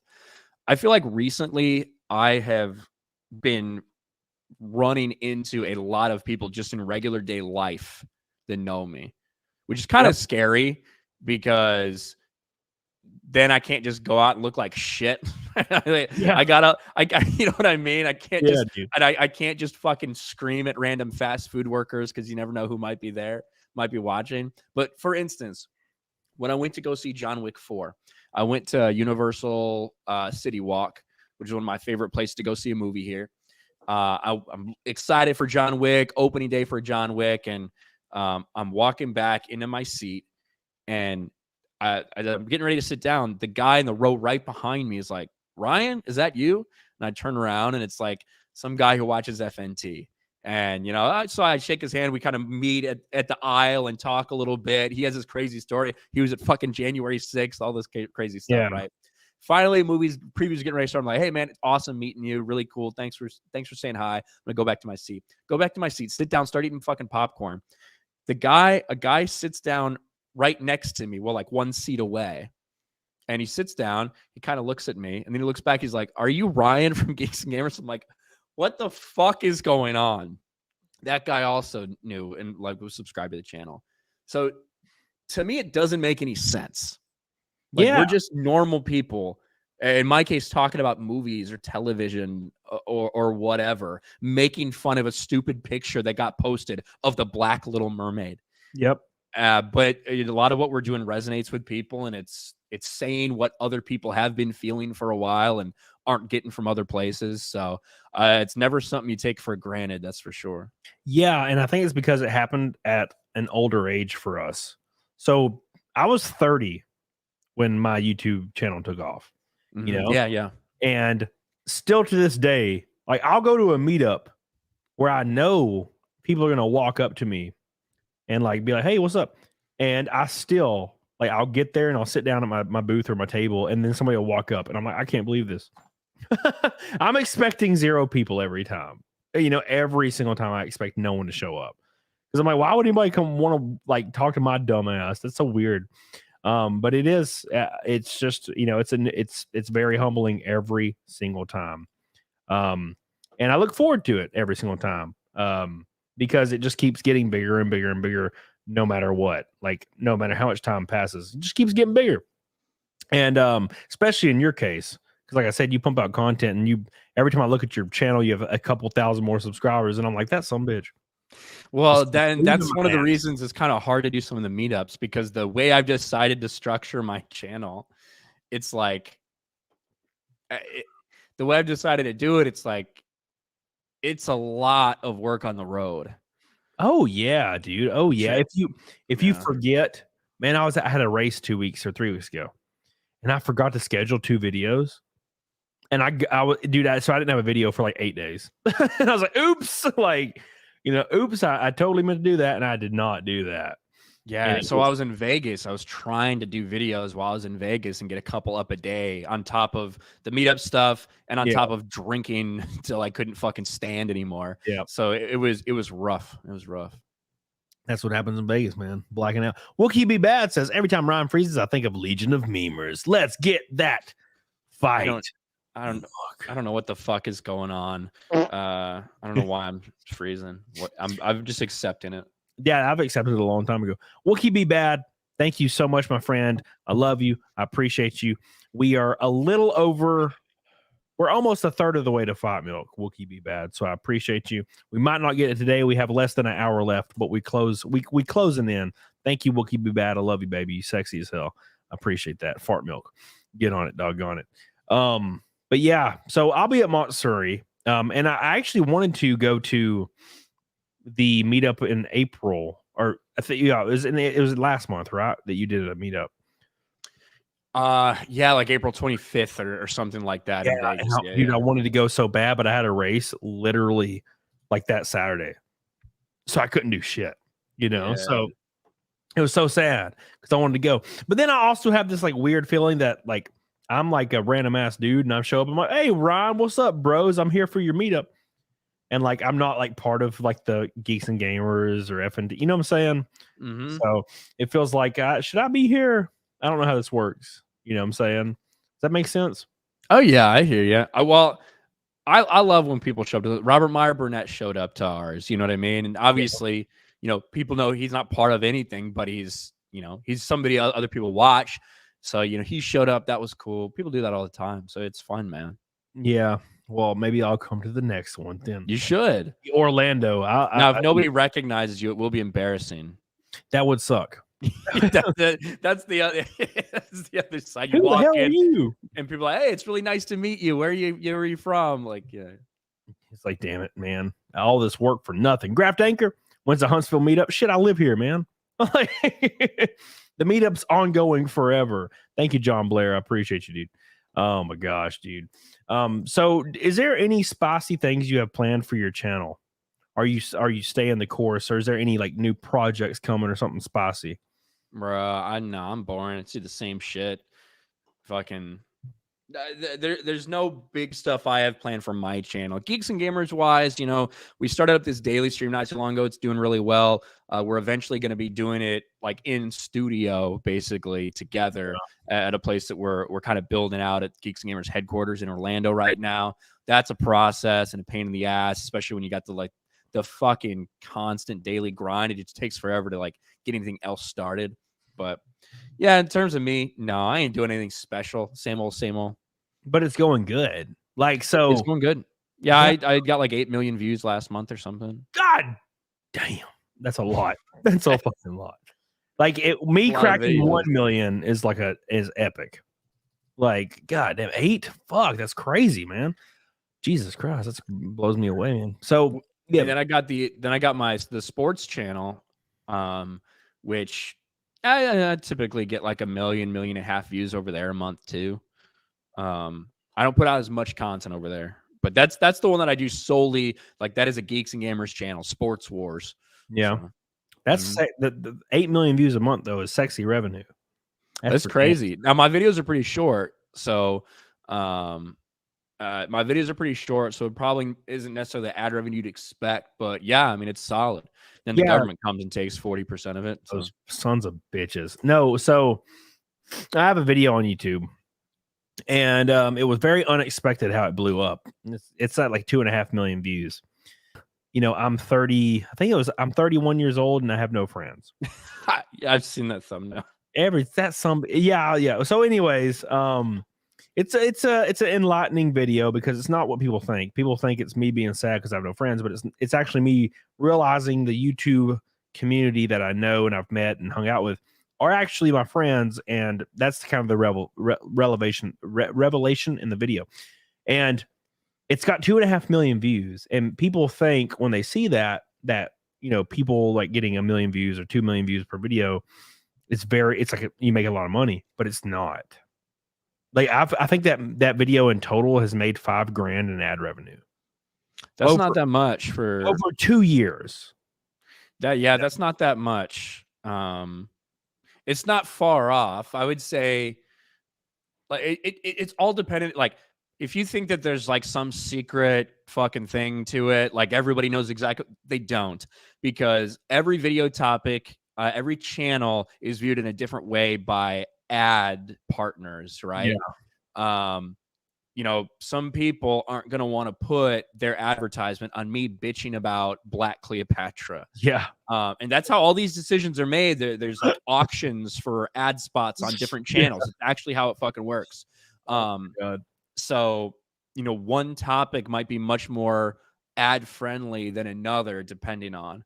So, dude, that's funny because my last video I put out's about Taco Bell. I know. Fuck you. Yeah. Yeah. So it's almost at 70K views, and which is good for me, you know, because I'm primarily streaming, and people were messaging me saying, hey, like, I watched your video and I got a Taco Bell ad before your video. Yes. It's the funniest shit in the world. I get a lot of that shit for like Disney, like videos of me bitching about Disney. There will be like Disney things that show up before it. That's like a sword. That's like a double-edged sword for them. They're like, you're gonna love the Little Mermaid, and then it starts the video and it's like, this black bitch. Yes, I just think when they have ad campaigns out there for these massive fucking companies, they I don't think they're super picky about it. They look at things that are talking about Disney and they throw an ad in there. That's what I think. They just I've made a lot of money off Disney. So. They see the keyword and they're like, yeah, let's go. Billy Hatcher says, I've been streaming on YouTube recently and I'd like some help with the raid feature since I'm new to it. Also, when's your next race? Send me a link to your channel on Twitter, Billy Hatcher. And also, my next race is Saturday. We will have a big field. My team is going to have 4 cars there. And I think I'm racing the same car as last week. It's in Franklin, Virginia. So it's about a 14-hour detour for my goofy ass. Thank you, Billy Hatcher. Sags! It's because of people like you guys who inspire and motivate people like me and so many others to start their own channels. Keep up the great work. Kisses to the Papi. Thank you so much. I love you. I appreciate you. Wicked Virtue says, is Ryan doing Fight Milk? If we hit the goal, he is. We have less than an hour left, and we are 690 away. So, might not hit it. And now I'm starting to get sniffly because I'm drunk. I don't know why this happens, man. God, I'm so sick. Sniffly because you're drunk. Yeah, like you start to drain a little bit. Is that what you're saying? Yeah. So I changed my allergy medicine. I don't know which one of my parents did this to me, but I have allergies so bad it's a nightmare. And And That's what are you allergic to, real quick? Because here's the thing. Personally, I think, in my opinion, if a human being is crippled by like grass or a fucking plant, like there's something wrong with you. You should be ashamed. I'm ashamed. Yeah. Because it's pollen. It's fucking pollen, man. When I start seeing the yellow sheen get on my car, I start having panic attacks. Like, because I know what's happening. I open my door and I start sneezing and freaking throwing up. It's a nightmare, dude. And it sucks because, I go to the gym, I lift real heavy weights, I got a fucking mustache, and then like the wind blows and I start freaking, I can't move. It sucks. It's like debilitating.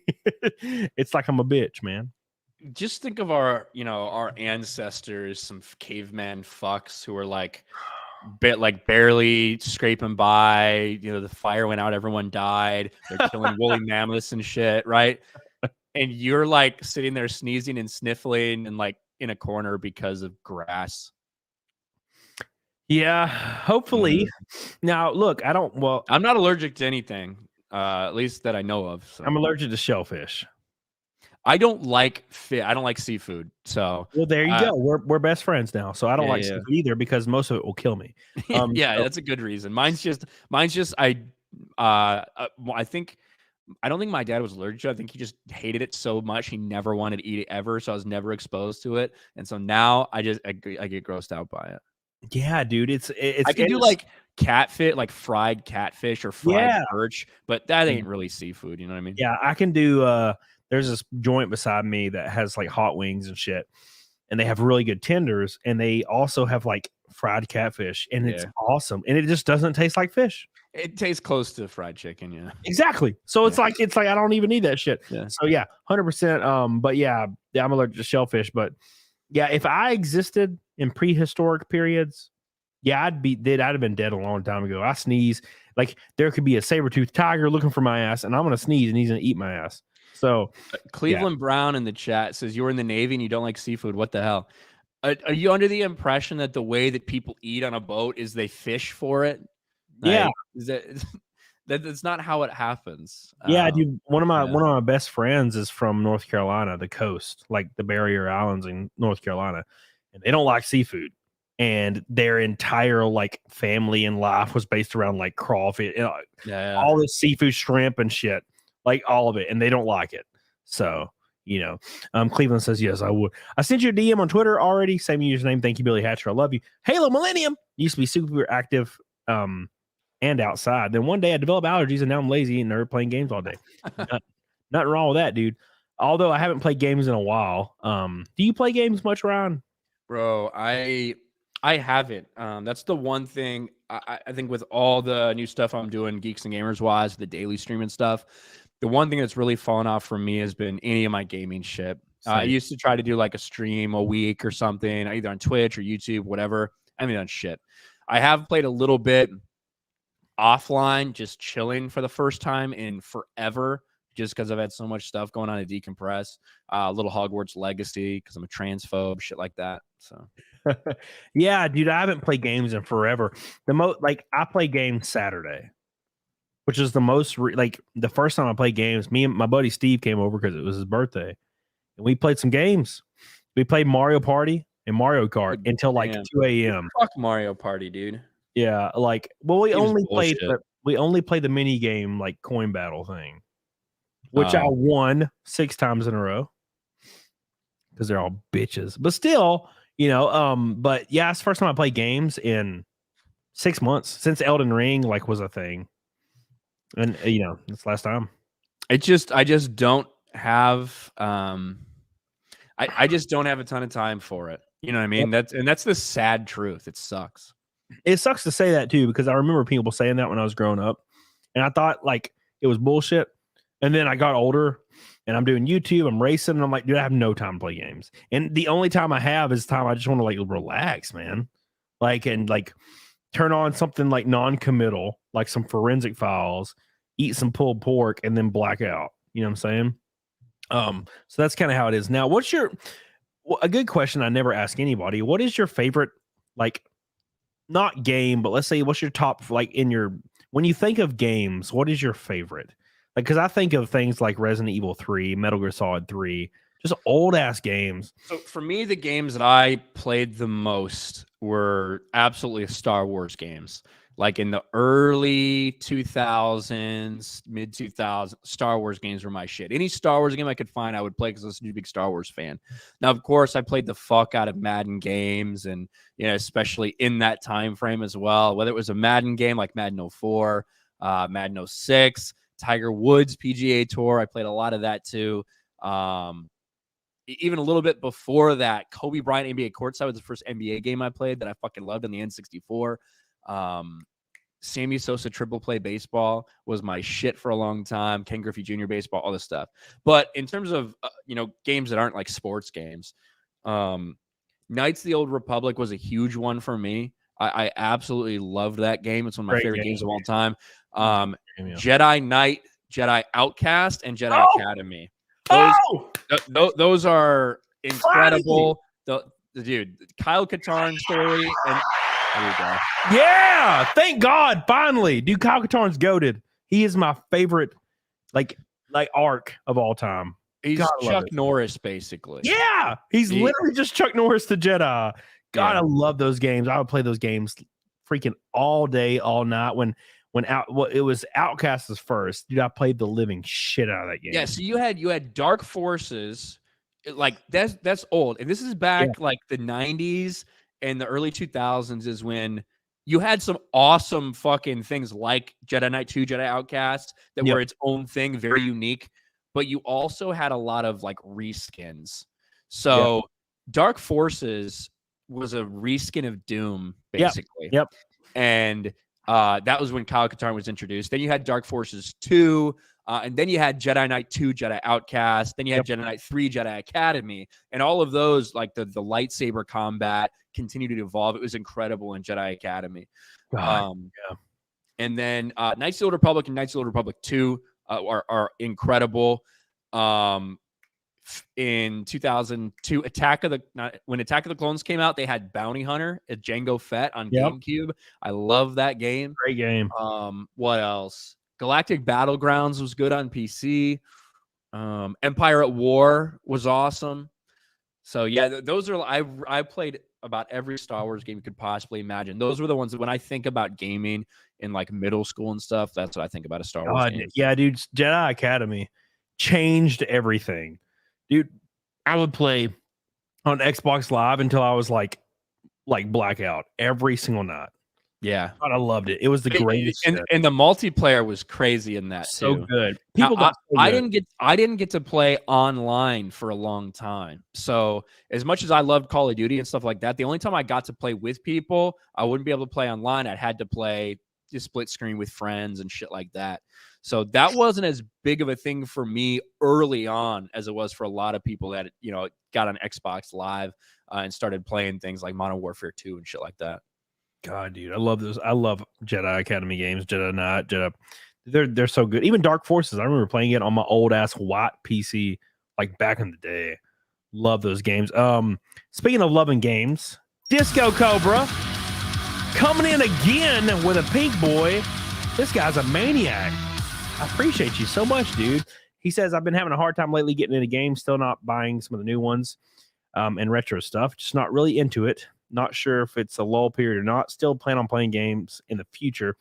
Just depends. Dude, I'm feeling the same way. Something about it. It's really weird. Billy Hatcher, the other pink boy. No red boys today yet to complete the rainbow knot, but the pink boys are going ham. Thank you, Disco Cobra. I love you. Appreciate that so much, man. All the support. Jedi Academy was amazing.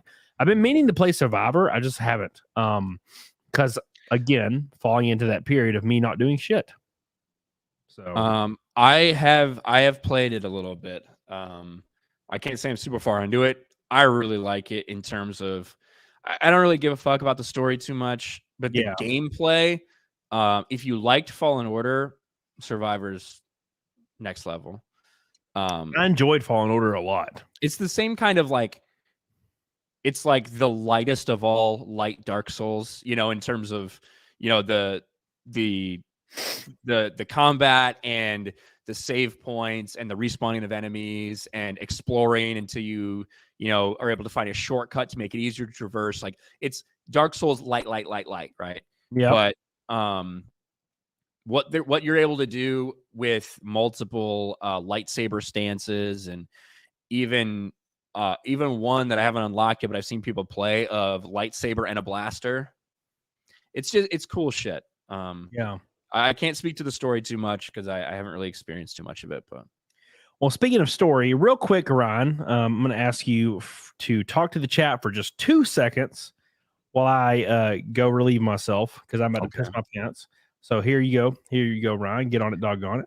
Thank you. That's great, especially as I'm freezing. It's gonna be beautiful. I'm loving it. I'm freezing every 5 seconds, and I can't even tell when I'm freezing. I'm not freezing on my side. I've got a perfectly good internet signal. I wiped my entire fucking PC and reloaded everything because it just needed it. And I don't know, something I might have to like reinstall the drivers for this fucking webcam or something. I don't know what the fuck's going on, but it's not a surprise that it happened right here, right now. Jay Schwalbach with a red boy in the chat, 10199. Here's the cash. Drink the milk. Add scotch to it. It will turn into a real man drink. Now, when I am familiar with the Fight Milk lore, I assumed before this stream that it's the same shit as Always Sunny in Philadelphia, okay? Which, from my memory, I'm a huge Always Sunny fan. I think Fight Milk was milk, crow's egg, and some sort of alcohol. I don't have any crow's eggs. I do have normal chicken eggs, so I guess we'll see. And I do have plenty of vodka. I have way too much alcohol in this fucking house. If you come in here and look at my alcohol thing on my counter, there's something fucking wrong with me. And I imagine I'm freezing all the time and look like a fucking idiot, but that's whatever. Vodka. I do have vodka. Raw egg, some milk, and some hard booze. We can make that happen. Fight Milk. But I'm not the determiner for that. I'm not the one who gets to decide that. I believe that's all the people in the chat. So I guess we'll see. What's up, the political nerd? Too much alcohol, what a strange concept. I know. Oh my God. That was the best thing I've ever experienced in my life. Wow. I have not had to use the bathroom that hard in my life. Real quick, let's give a shout out to J.H. Schwalbach. A $101 super chat. Drink the milk and add some scotch. It'll turn into a real man drink. Oh, no, thank you. No, you like scotch? Scotch? Oh, man. It's a lot, dude, I don't like smoky scotch, man. Like, it's just too smoky. It's just too damn smoky. It's like chewing on charred wood as you're drinking, like alcohol. It's weird to me. Do you like bourbon, or do you like brown whiskey, or? Yeah, I like bourbon, like whiskey. Yeah, love it. No scotch, huh? Scotch is just a little too smoky. Now, granted, I did try some scotch that was really high shelf a few months ago, and it was all right. It's all right. I could understand how some people dig it. But I just have to get past it. Probably should just drink it more. Thank you again, Schwalbach. You're goated. It's the first red boy, and it's a rainbow knot for CAMELCAST 32 and Ron KINEL. Oh man, you came really fucking close. Almost got it. Yeah, I caught myself. I didn't. Ryan KINEL. I can't help it, dude. There's something about it. Thank you, Schwalbach. I love you. I appreciate you so much, dude. And speaking of loving and appreciating, Graf Danker, my Huntsville brother. Book 6 of the Terminal List, Only the Dead, comes out in a few days. With this writer's strikes, books and audiobooks are about to surge. What's Ryan's favorite bourbon? That's a good question. I flip between a couple. I like Buffalo Trace. I don't know if you ever had Buffalo Trace. That's a really solid one, especially for the price. What am I drinking right now? Let me go and see what I got actually right now. When it comes to bourbon, I don't know what I drink. I've been drinking Woodford Reserve is what I've been drinking a lot of lately. And it's been real tasty. Real tasty. Because I was drinking Jack Daniels. And then they did some bullshit marketing, and I was done with Jack Daniels. Thank you, Graf Danker. I love you. You're goated. Your penis is huge. We are $3.99 from Fight Milk. $3.99. Thank you. Love you. Appreciate you, dude. Cannel. Ryan Cannel. I can't help it. Wicked. Damn it, Amanda. You bastard. I'm glad she at least defended my honor and corrected you. She lit me up last night on her. I was on her show last night. And I was like, yeah, I have Ryan KINEL on tomorrow. And she's like, KINEL? And I was like, yeah. And she's like, it's Kennel. And I'm like, oh, fuck, I'm sorry. She knows. I'm glad she corrected you. Yeah, she knows. Right now, I'm drinking Bullet Bourbon. Bullet Bourbon's a good favorite. That one's good, pretty smooth for the price. Knob Creek, I like a little Knob Creek action. Yeah. And then this is just when I get, just Jack. So you always got to have that somewhere. Yeah, dude. So Knob Creek, somebody sent me a whole bottle of Knob Creek in my P.O. box. Oh, yeah. And then they also sent me the Bullet Bourbon as well in my P.O. box like 2 years ago. And they were great. But then I didn't get any more in my P.O. box. So I stopped drinking it. You know what I'm saying? So yeah, Elijah Craig is good. Woodford's Reserve is really good. Woodford's really good. Like the Jack Daniel's single barrel is fine too. I think it's probably a little overpriced because of the name. But it's solid. Fuck.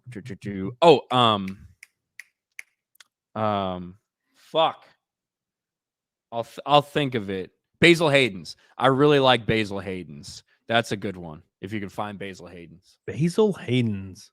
Mm-hmm. So what? I don't remember what it was. Me and Nick were drinking. We were in Vegas, and he had some shit with like a writing on it. So it had like a label, and then it had somebody that just wrote the shit down, like the batch and the alcohol percentage or some shit. And it was so smooth. It was like cream. And it almost had none of that alcohol, like weird, like, the alcohol flavor. Mm-hmm. And I was like, wow, this is awesome. And he was like, well, be careful because it's a very high alcohol. Yeah, it's scary. Yeah. I drank 4 little bitty tumbler glasses with like an ice cube in it. 4, man. And I blacked the fuck out. And I was like, what the fuck? I woke up throwing up all over the girl that was staying like in my room. She left. Oh, man. Didn't see her again in Vegas. I've not had too many vomit incidents in terms of from drinking stuff in my life. It's been like 5 in my entire life. Yeah, but Vegas was one of them. I haven't had many hangovers. I've had less hangovers than I can count on one hand. And one of them I'm convinced was a fucking concussion. Dude, I almost died this night, man. It was the night of the Floyd Mayweather Manny Pacquiao fight. Oh, that was awesome, dude. I was rooting for Manny so hard. I remember it very specifically, and it was kind of a boring fight. It was, yeah, because it was a Floyd fight. He just kept running, yeah, and he did his thing. But dude, we were getting hammered, and we actually had sparring gear. We had like headgear and boxing things that we were fucking each other up in the back, and like, dude, I got so fucked up that night. But I just drinking Jack from the handle, hammered. At one point, I tried to lay on the fire pit, and like my buddies had to like throw me out. I drank a lot, but the last thing I remember is we were kind of getting bored of the fight itself. The fight was over, and we started just like WWE moves, right? People fucking around. Yeah. And somebody speared me, and I hit the back of my head on the wrought iron railing, and I was out. Not out. I wasn't unconscious, but I don't remember anything after that. Yeah. Like my buddies tell me everything that happened. I don't fucking remember anything. The next thing I remember is I snap awake with somebody yelling my name, and I'm in the bathtub, butt ass naked, with the water up to my neck, and the water's running. Oh my God. And what had happened was I had vomited in like all over myself and in the bathtub. And so I got in the tub to like rinse off, but the vomit clogged the drain. And it was like, I was going to die if somebody didn't fucking wake me up. And dude, the next morning I could not open my eyes. I could not roll. I never had a hangover in my life. And I'm like, what the fuck is wrong? I'm like, I must just be really hungover.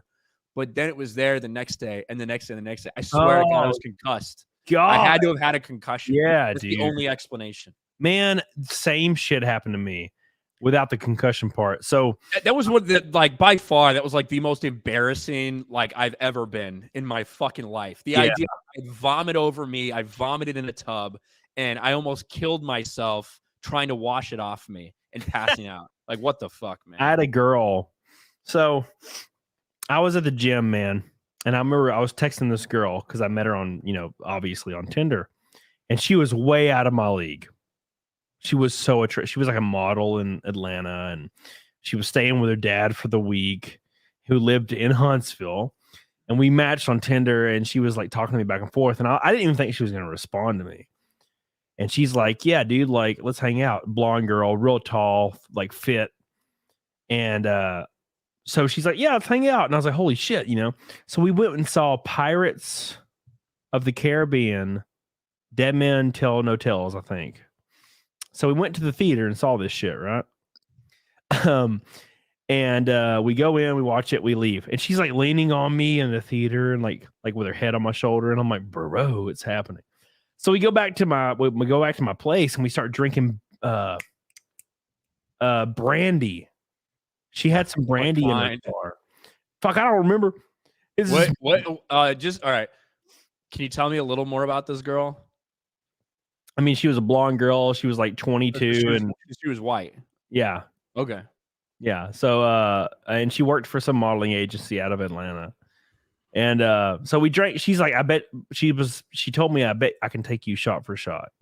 And I was like, let's fucking do it. So I turn on Fellowship of the Ring because I love those fucking movies.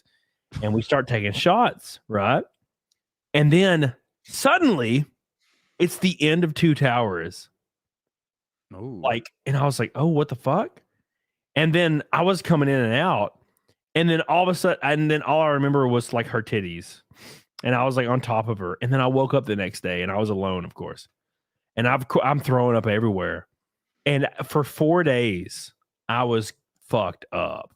I could not get out of bed. That's rough. It was alcohol poisoning, man. She told me we took 14 shots of brandy. 14. Yeah, if it's in a close time. I mean, like when I was in Vegas just a couple weeks ago, I had something like 14 drinks and like 3 shots in a 4-hour time period. I was pretty fucked. But I've only been actually hungover like a handful of times, and one of them, like, it has to be like a combination because I'll drink whatever. I'll drink fucking wine, white liquor, brown liquor, beer. I'll mix everything. I don't really care. But a couple times in my life, there must have been a couple bad mixes. Because, bro, one time I swear to God, I didn't even drink that. I was definitely drunk, and I definitely like blacked out. But I wasn't as drunk as I've ever been. But I had to wake up the next morning to go golfing with my buddies. Bro, I woke up and I like sat up and I'm like, nope, sat back down. I'm like, what is this fucking feeling? What, like, why am I spinning?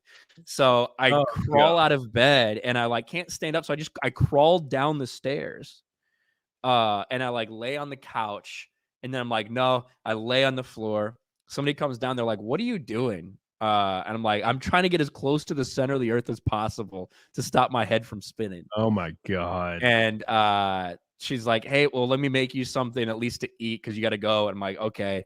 I get peanut butter toast and it doesn't even touch my tongue, but it breaks the barrier of my mouth. It's in my mouth, but not touching anything. And I can just tell. And I'm like, oh, I fucking throw up immediately everywhere.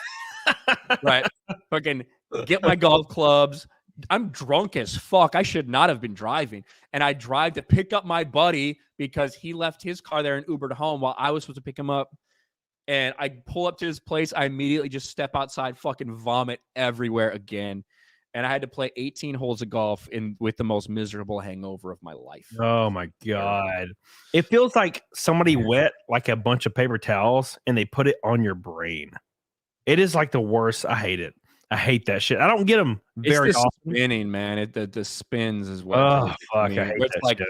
And that's what I like. Put a foot like off the bed and on the floor. Yeah, dude. To like feel grounded. The first time I ever felt that, I didn't start drinking until I was 27, by the way. And I remember I got really drunk and I laid on my bed and it started spinning. And I remember grabbing the covers like I was holding on and I was like, holy shit. I couldn't believe it. Like, it was the craziest experience ever because I had heard the phrase the spins before. Yeah. I'd never experienced it because I was like, I'd never drank it because I was married for years. Me and my ex-wife didn't drink. Dude, I went on a Navy trip to Pittsburgh. It was training at one of the atomic laboratories there. It was pretty serious shit. I was drunk the entire time.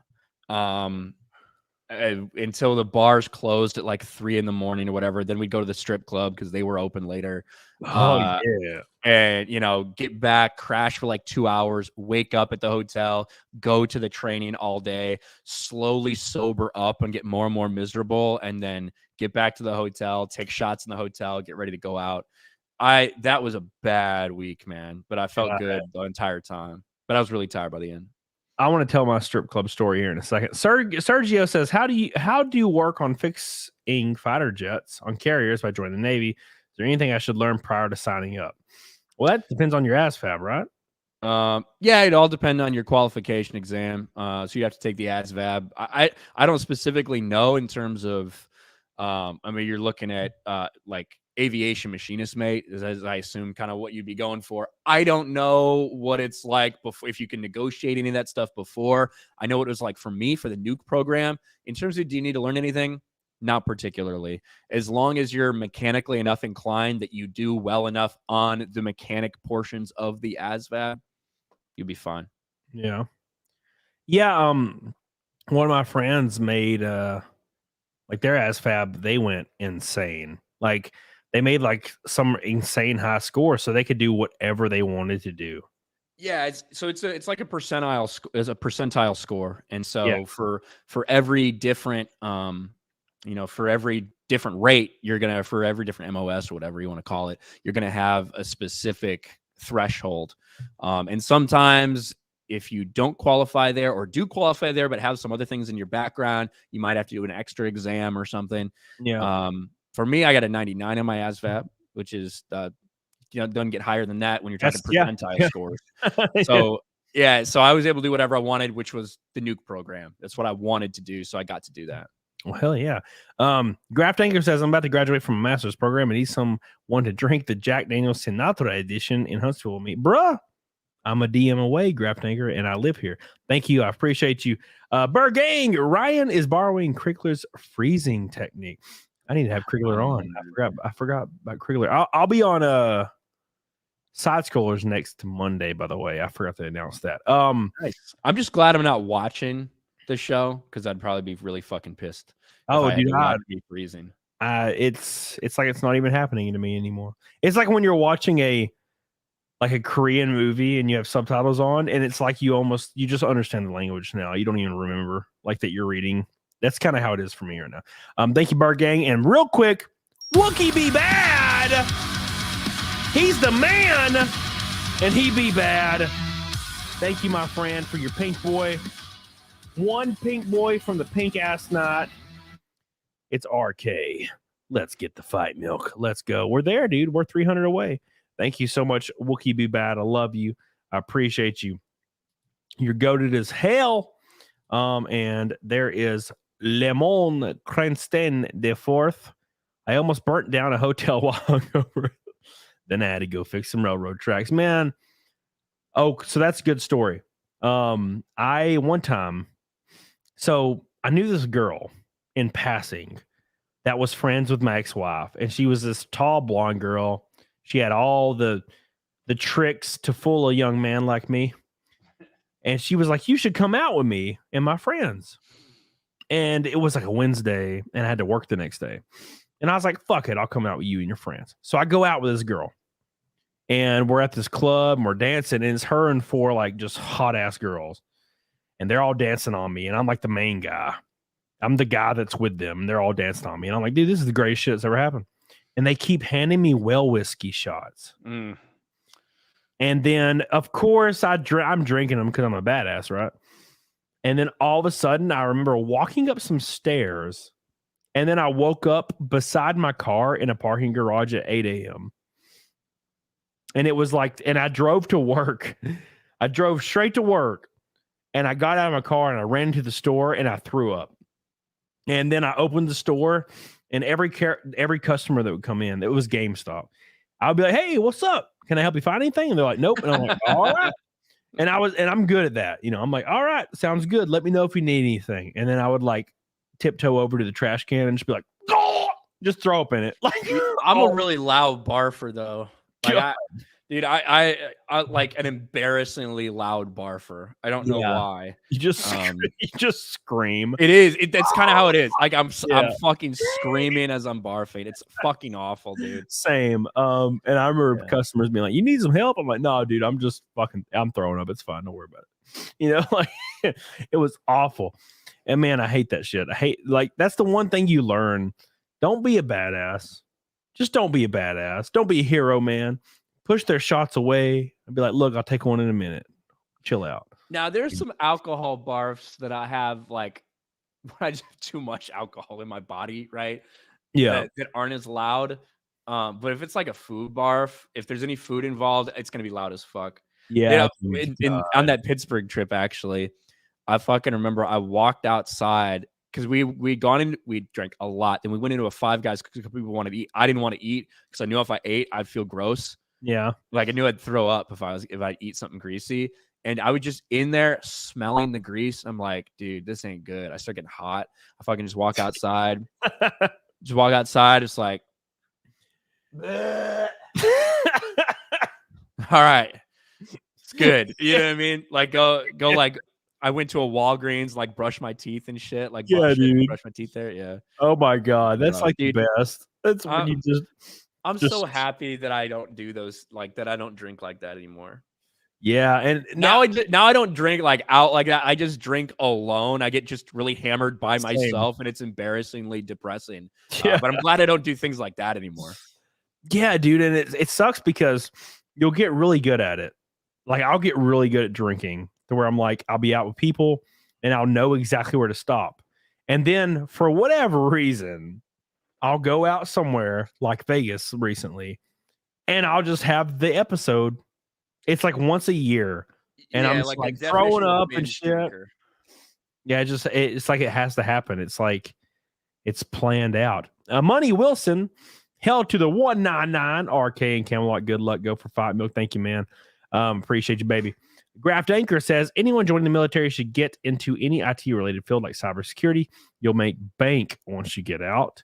Hell yeah, dude. Yeah, like I didn't know too many people that were in that field that like transition out. But I would imagine that that's the case. Just with the way everything's going right now, for sure. What does the 199 mean exactly? Such a good question. So it's the stupidest story. We were doing the Geeks and Gamers Daily stream. It was right after Star Wars Celebration or during it, and I titled the stream Star Wars quote celebration cringe because something that happened that was just really embarrassing. And somebody came in the chat while we were live and got really triggered. They're a Disney Star Wars fan or whatever. They're like, Star Wars celebration cringe? Are you serious? Disney Star Wars celebration's been happening since 199. And they meant to say 1999. Yeah. But they like were in such like a fucking retard rage that they like typoed. And so, of course, I pulled it up because, that's how it started. It was like, Star Wars celebration cringe. Are you retarded? This has been happening since blah, blah, blah. So I highlighted, I pull it up, and I fucking just roasted him. I made fun of him because I'm like, if you're going to come and call us retards, at least make sure you check your spelling. You put the 199 since 199. What fucking 2,000 years ago is when Disney Star Wars Celebration started. So it was just a little riff I made off a comment in a live stream. That was it. And the chat kind of flooded with 199s. They were like, back in 199, Julius Caesar went to the first Star Wars Celebration, whatever. Just dumb memes. And that caught on. And Jeremy's decided to double down on 199, make it 398, basically. Double down on this shit and turn our channel memberships into 199. That's like now the community's the 199 battalion. It's crazy. It's dude, it's small stuff like that that happens. I had a guy in 2019 on like my third stream ever.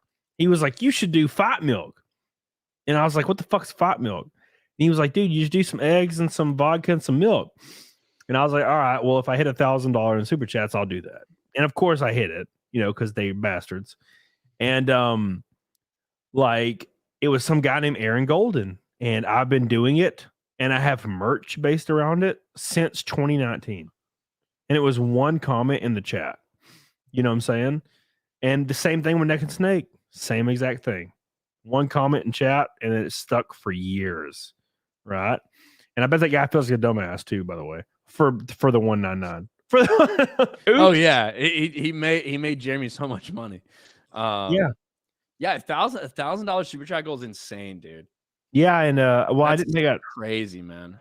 I didn't think I'd ever hit it, and then we hit it every stream for a long time, and I was like, well, god damn it, I'm tired of drinking eggs. And there was a time period where I was like, I should increase it, maybe I shouldn't, I don't know. Then it kind of fell off a little bit. I didn't hit it for a little while, and then it came back, and we've had 3 streams in a row where I've hit it, so this would be 4th. But we only have about 20 minutes left, and we're still about 290 away. So it's a good run. It had a good run. It's been slimy and gross.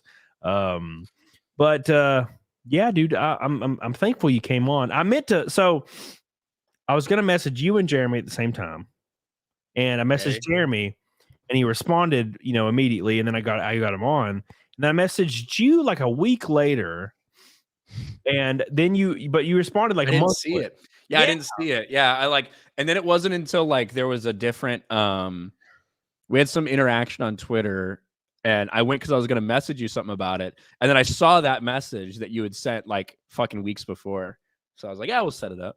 Yeah, so it all worked out. It all worked out because there's like people I want to get on, and there's like the people that like everybody, like X-Ray Girl is tomorrow. I had Gary on. Gary was like one of my first week, I think, doing the show. Gary was on, and Critical Drinker. How did this show start? How did this show start? Because I feel like this started very similar to when Jeremy started doing his Cobra Cast streams and everything like that. So when did like this specific iteration of CAMELCAST start? You're in a 30-second episode, so yeah, I don't know. So I've been streaming since day one on YouTube. Right. Yeah, you've been doing streams. I just mean like this theme format. Yeah. So. Yeah. I've been streaming for since day one, and I was streaming on Twitch for months prior to starting YouTube, and I didn't really get anywhere on Twitch, and then I started YouTube, and of course YouTube blew up immediately. And I've been streaming, just kind of talking about whatever, and it got to a point where streaming alone for that long, over 3.5 years, and having to carry a 3-hour show by yourself, and it just got really weirdly mentally taxing for some reason, because I don't miss shows. I never miss shows. And because all my revenue comes from streaming. Because, I may get 100K views on a video here and there, but it's not like, popping off. So memberships and super chats are like my lifeblood, and Rumble rants and locals. And it got to a point where I was like, I don't know if I want to do this anymore, because I just can't handle it anymore. It's just too much anxiety and stress. And I was like, maybe I saw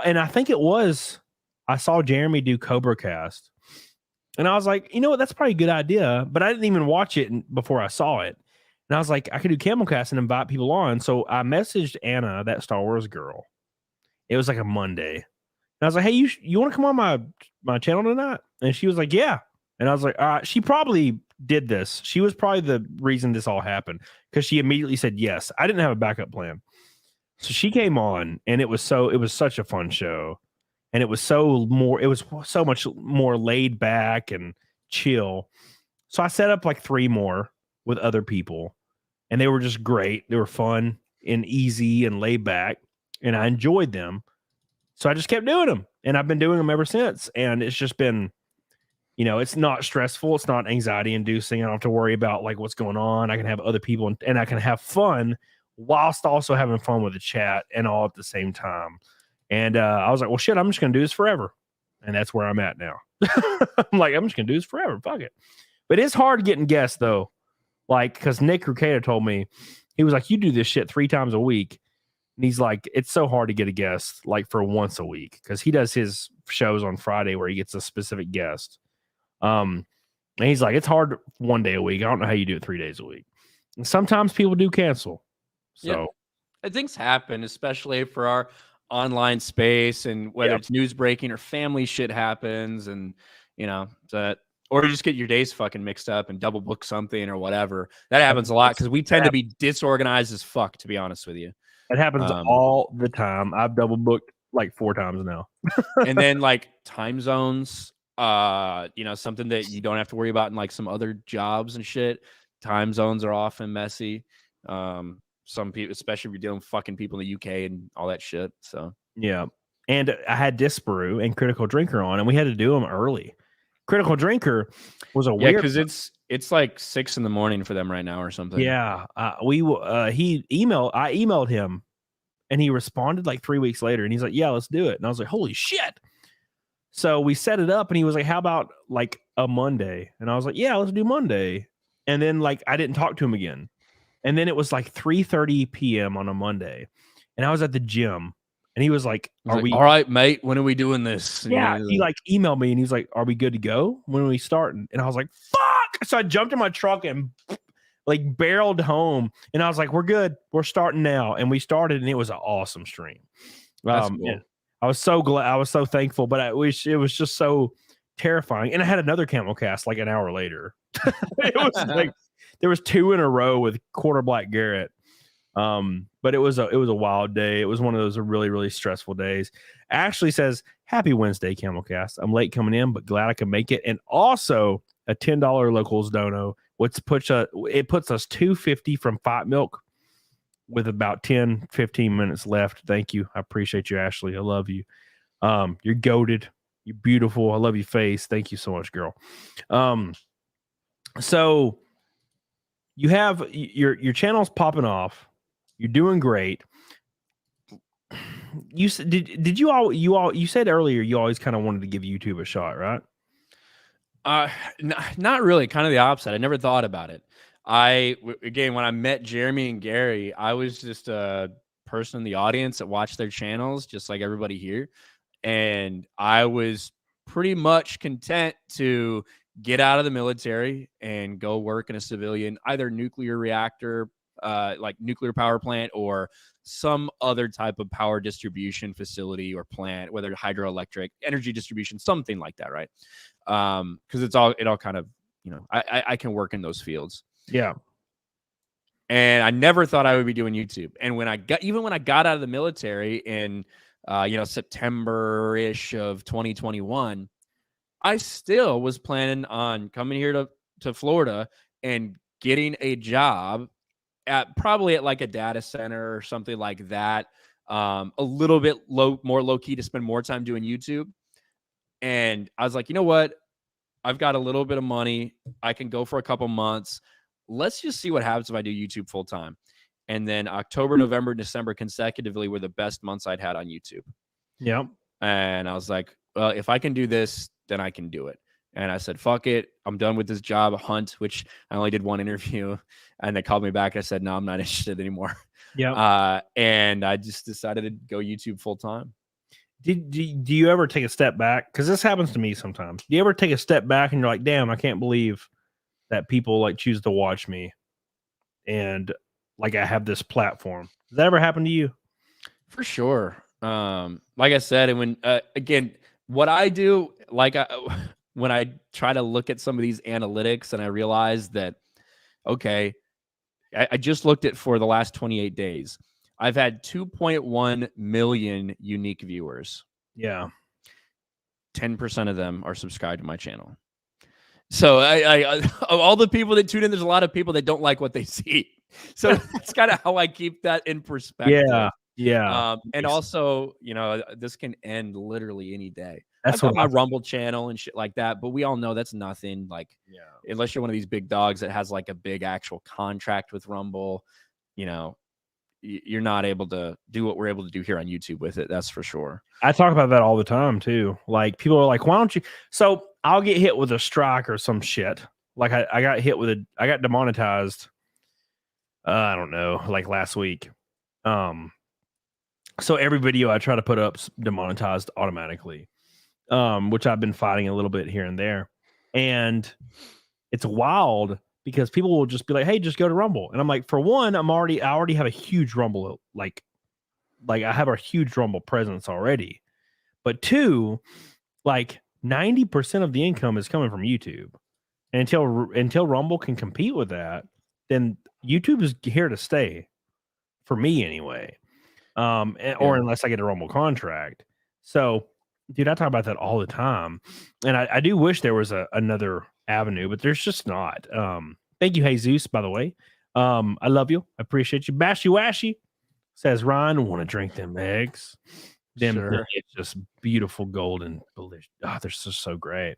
So to put it in perspective, I have been on Rumble since before everybody else was on Rumble. I've been over there fucking multi-streaming for years. Yeah. I think I don't even know if I have 10,000 followers over there yet. Let me look.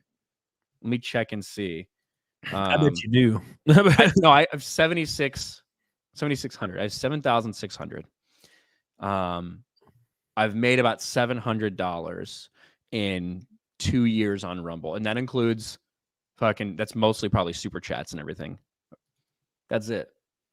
So, Rumble, it's nice and easy for a lot of people to say, well, just move over to Rumble. It ain't that easy. Yeah. And shout out to the guys who can, right? The guys who can, the guys who are continuing to bring people to that platform, and Rumble offers them big money. They make content over there, so they get that contract. Like, that's fucking awesome. And it's something we need. We need to continue to build Rumble up. And I will continue to upload all my videos there. I will continue to mirror every single live stream to there and dual stream. But, it's just not the same. Yeah. Same. Yeah. And I created my Rumble in November. Because I was talking to some people about working with Rumble, and like my shows get a lot of views on Rumble. They get 3,000 to 5,000 views every single CAMELCAST, and my videos are actually starting to get a lot of views on Rumble. And the followers are pretty decent. But it's all the revenue is completely based on Rumble rants now. Yeah, like there's no advertising revenue at all that I've noticed anyway. So yeah, you just moving for when people say just move over to YouTube, you have to have such a huge presence that Rumble offers you like, $500,000 to come to them. That's the difference. It's not no one's gonna move over there and make money. Like, so yeah. And I mean, I talked to I had conversations with some Rumble people at one point in time, and they're good people. They're fucking awesome. The guys that work on locals and stuff as well. And the number would have to be big. It would have to be a big number, honestly. And that's where the struggle is, because it's like, if you're asking somebody to go over there, now they're not asking everybody, right? Nick streams on YouTube. Yeah. Nick still does stuff on YouTube. So it's not like he's exclusively moving all his shit. But at one point, they asked me, what is there a number like for you to take all your stuff over to there? And I'm like, I don't even want to say it, because that number would be so embarrassingly high that no one could match it. And I feel sick asking it, because you have to consider, okay, say it's 2 years. 2 years worth of what I'm doing right now on YouTube, plus all the potential growth that would happen in that 2-year time point. Yep. There's just so much to consider. So. Yeah, they would have to. I would have to be able to stream on YouTube. That would be like the main priority, and then maybe do a couple hours after on Rumble, and then it would be like, and then I would have to have like a $200,000 signing bonus. Like it would have to be something to that nature, for 2 years. You know what I'm saying? Because that would be a quarter of what I would make in the 2-year period, like on YouTube. So it'd have to be like something to that nature, and that's never going to happen for my goofy ass, because I'm not spicy enough. My presence is all on YouTube. And it's not, I have a very, very loyal, focused following of people. The fact that you have $1,000 super chat goal that Bashy Washy just broke for you is pretty, yes. Like, that's insane that's even the goal. That's nuts to me. And so that's awesome. Bashy Washy broke. It's actually, I'll talk about that after we talk about Bashy Washy, because that's it's very interesting, because me and Pippa Pipkin have been in a duel lately. Bashy Washy, get your eggs and mix that drink, boys, because we hit Fight Milk tonight for the 4th stream in a row. Thank you so much, Bashy Washy, you damn maniac. That's the biggest super chat we've had in a couple weeks. I appreciate you so much. You're sexy. I was really hoping that, not that I don't want you to eat, but I was really hoping that I would be able to escape this, to be honest. Yeah, dude. I mean, I'm kind of that way too. When it starts getting to the end, I'm like, well, at least I don't have to drink nothing. That's kind of how I am. Yeah. But damn, Bashy Washy got us there. Dude, it's wild as hell. Yeah. Me and Pipka. So Pippa Pipkin. Yep. I started tweeting at Pippa because we were like going back and forth on super chats, like who is beating who every day. Okay. And in super chats, I'm like 25th in the entire like country in super chats of all time. My dumb ass for some reason is 25th, and Pippa's below me, but daily I go back every day. Like Pippa will message me and be like, "Get some, bitch," and Pippa beats me, and then the next day I'll beat Pippa. And we just go back and forth. And I don't know why Pippa does this with me, because I'm just some random ass dude. But yeah, it's a hilarious kind of rivalry. And Pippa rated me the other day as I was dancing naked, which was hilarious. Which was pretty funny. Thank you so much, Bashy Washy. I love you. I appreciate you. You're goated. I don't deserve even $1 super chat. So I really I'm thankful, and I appreciate that, dude. That's insane. Thank you so much. Bashy Washy, the GOAT today of all the streams. Love you. I appreciate you. So, do you have to go get your milk and eggs, or you? I do. Yeah. I mean, I'll stay on my frozen camera. Fridge is just over there. So, but All right. Well, I'll go ahead and do. I'll do Naked Snake while you're doing that, and then we'll get on it. There you go. All right. Sounds good. Here we go. All right, boys. We're gonna do Naked Snake, and then we're gonna do some Fight Milk for you bitches in the chat. I love you and I appreciate you. And thank you again for all your support. It's the 4th Fight Milk in a row, which is like a record, I think. So let's do this real quick, and then we're going to get some milk in our bodies, and then we're going to go ham as hell. Thank you. Let's do this shit. You guys ready? 158 naked snakes in a row.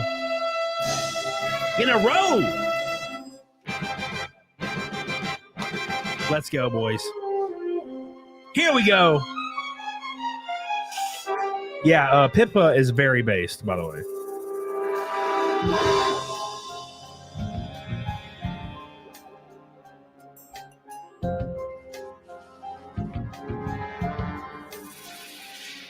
What a thrill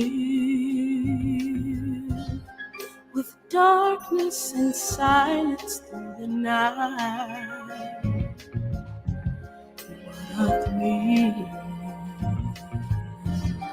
I'm searching, I'll melt into you. Here we go, boys. What a fear in my heart. Let's go. What a fear in my heart, but you're so supreme.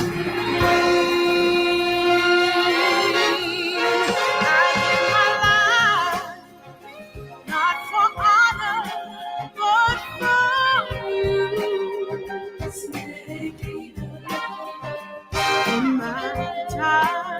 Oh yeah, there be nobody else. Ashley's the first one. And cry. It's the way I fly to you. I'm still in a dream, snake eater. Someday we'll go red. Someday you feel the tree frog. Can you guys believe this shit? Amazing! 158 times in a row. The naked snake is here. I give my life. not for honor, but for you. Look at Sonia. In my time, there been nobody else. Rudy Toots joining, boys. Cry. It's the way I fly to you. Jessica Reloaded. I'm still in a dream. Snake eater. Thank you so much, guys. Jessica Reloaded, my favorite time of the night. Like a stripper. Vixen, Sonia, Carrie, all of yous. I appreciate you guys. You guys are goated.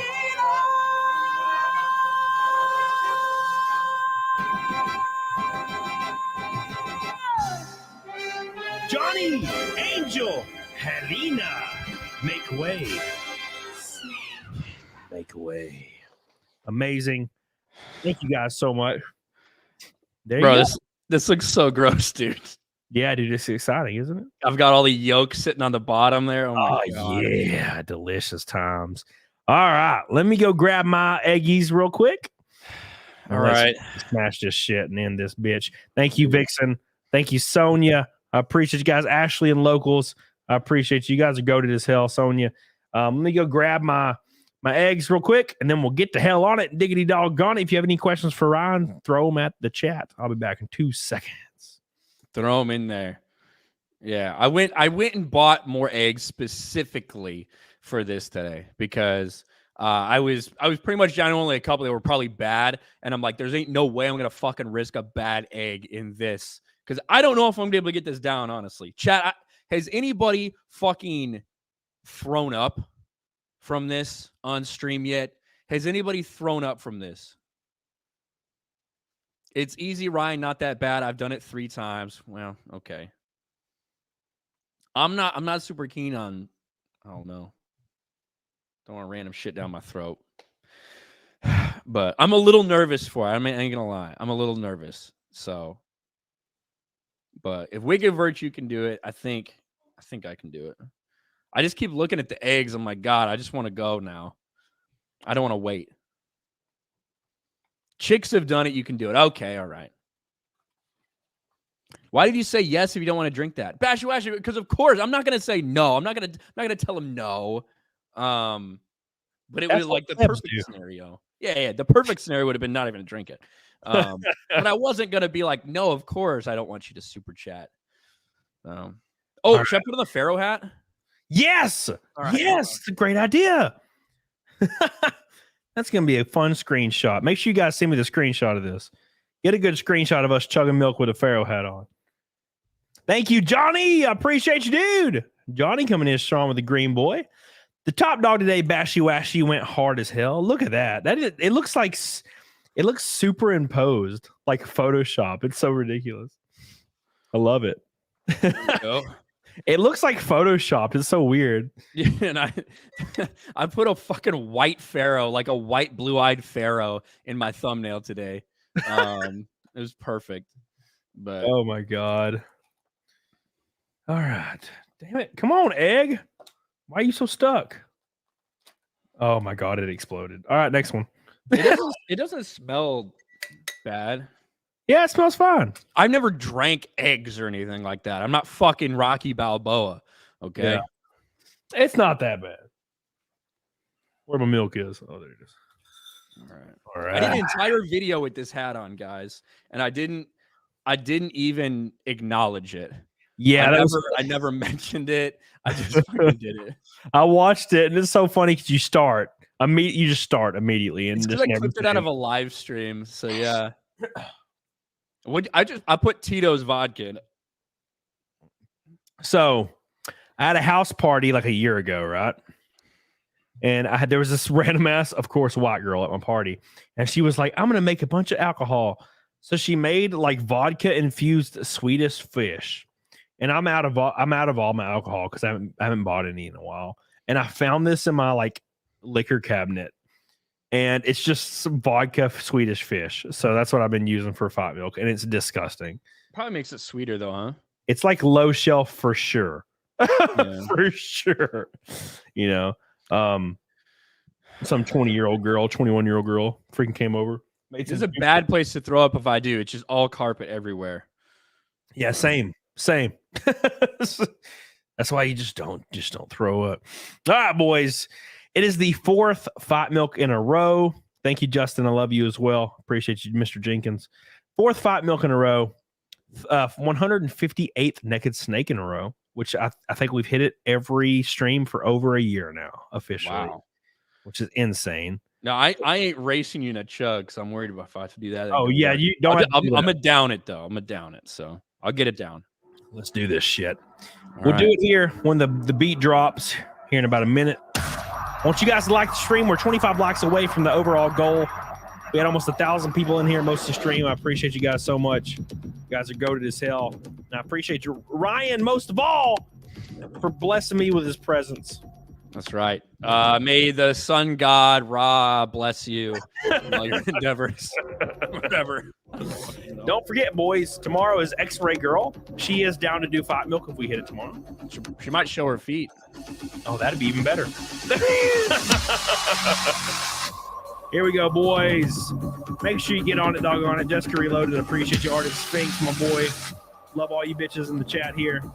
It's time to do some Fight Milk with you boys. Make sure you take a screen cap of me and Mr. Ryan doing this shit. There's so much build up to this. Jesus. We got about 5 seconds. I'll see you guys on the other side. Let's do this shit. Fight Milk!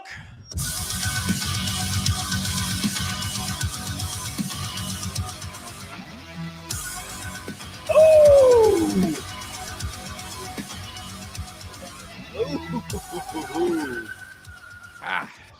Not bad at all, right?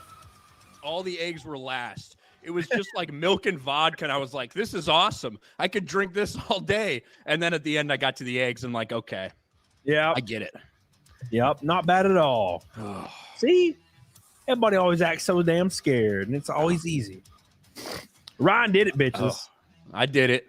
Easy. I ain't going to do it every morning, that's for sure. That's for damn sure, yeah. I got... Unfortunately, we've been hitting it so often lately, I can't avoid that shit anymore. For some reason. Just can't avoid it. Billy Hatcher in the chat, can you send me that link again? Because I don't see it. And I don't have any DMs about that link, by the way. Yeah, I don't have anything, man. Send it to me, ping it to me if you don't mind. Well, dude, I appreciate you coming on, Ron. Yeah, man. Is there anything you want to promote while we're here hanging out? Just check out my channel, Ryan KINEL RK Outpost. If you get past all the hate videos and people complaining about me being racist, you'll probably find my channel. So go subscribe. Oh, yeah, dude. Dude, I tweeted about it wasn't even racist. It was the Little Mermaid. And I said she looked kind of like Sid from Ice Age, and it blew up. It got like 10,000 likes. And then the quote tweets were insane. People were calling me racist and all. And I'm like, dude, what does this have to do with race? I'm just saying she looks like Sid. I've met black people that don't look like Sid. What are you talking about? It's crazy, man. Like the current day internet, if you say something mean or insensitive about someone who happens to be black, you're labeled a racist. That's the way it is. Yeah. I experienced that at Universal Studios. So it's wild as hell, dude. It doesn't make any sense. Christopher Wolf, great choice with Doom, and Ryan as Pharaoh is more historically accurate than Netflix Cleopatra. Thank you. Skin color's closer. Yeah, it is, because she was Greek and Macedonian. Johnny, Ryan's used to consuming protein in this manner. Thank you. So, what does that mean? What the hell is that supposed to mean? Thank you. I appreciate you guys. I love you. We've been live for 2 hours and 40 minutes. I appreciate you guys so much. We're going to raid Billy Hatcher tonight because he's a big supporter of mine. He's a good dude.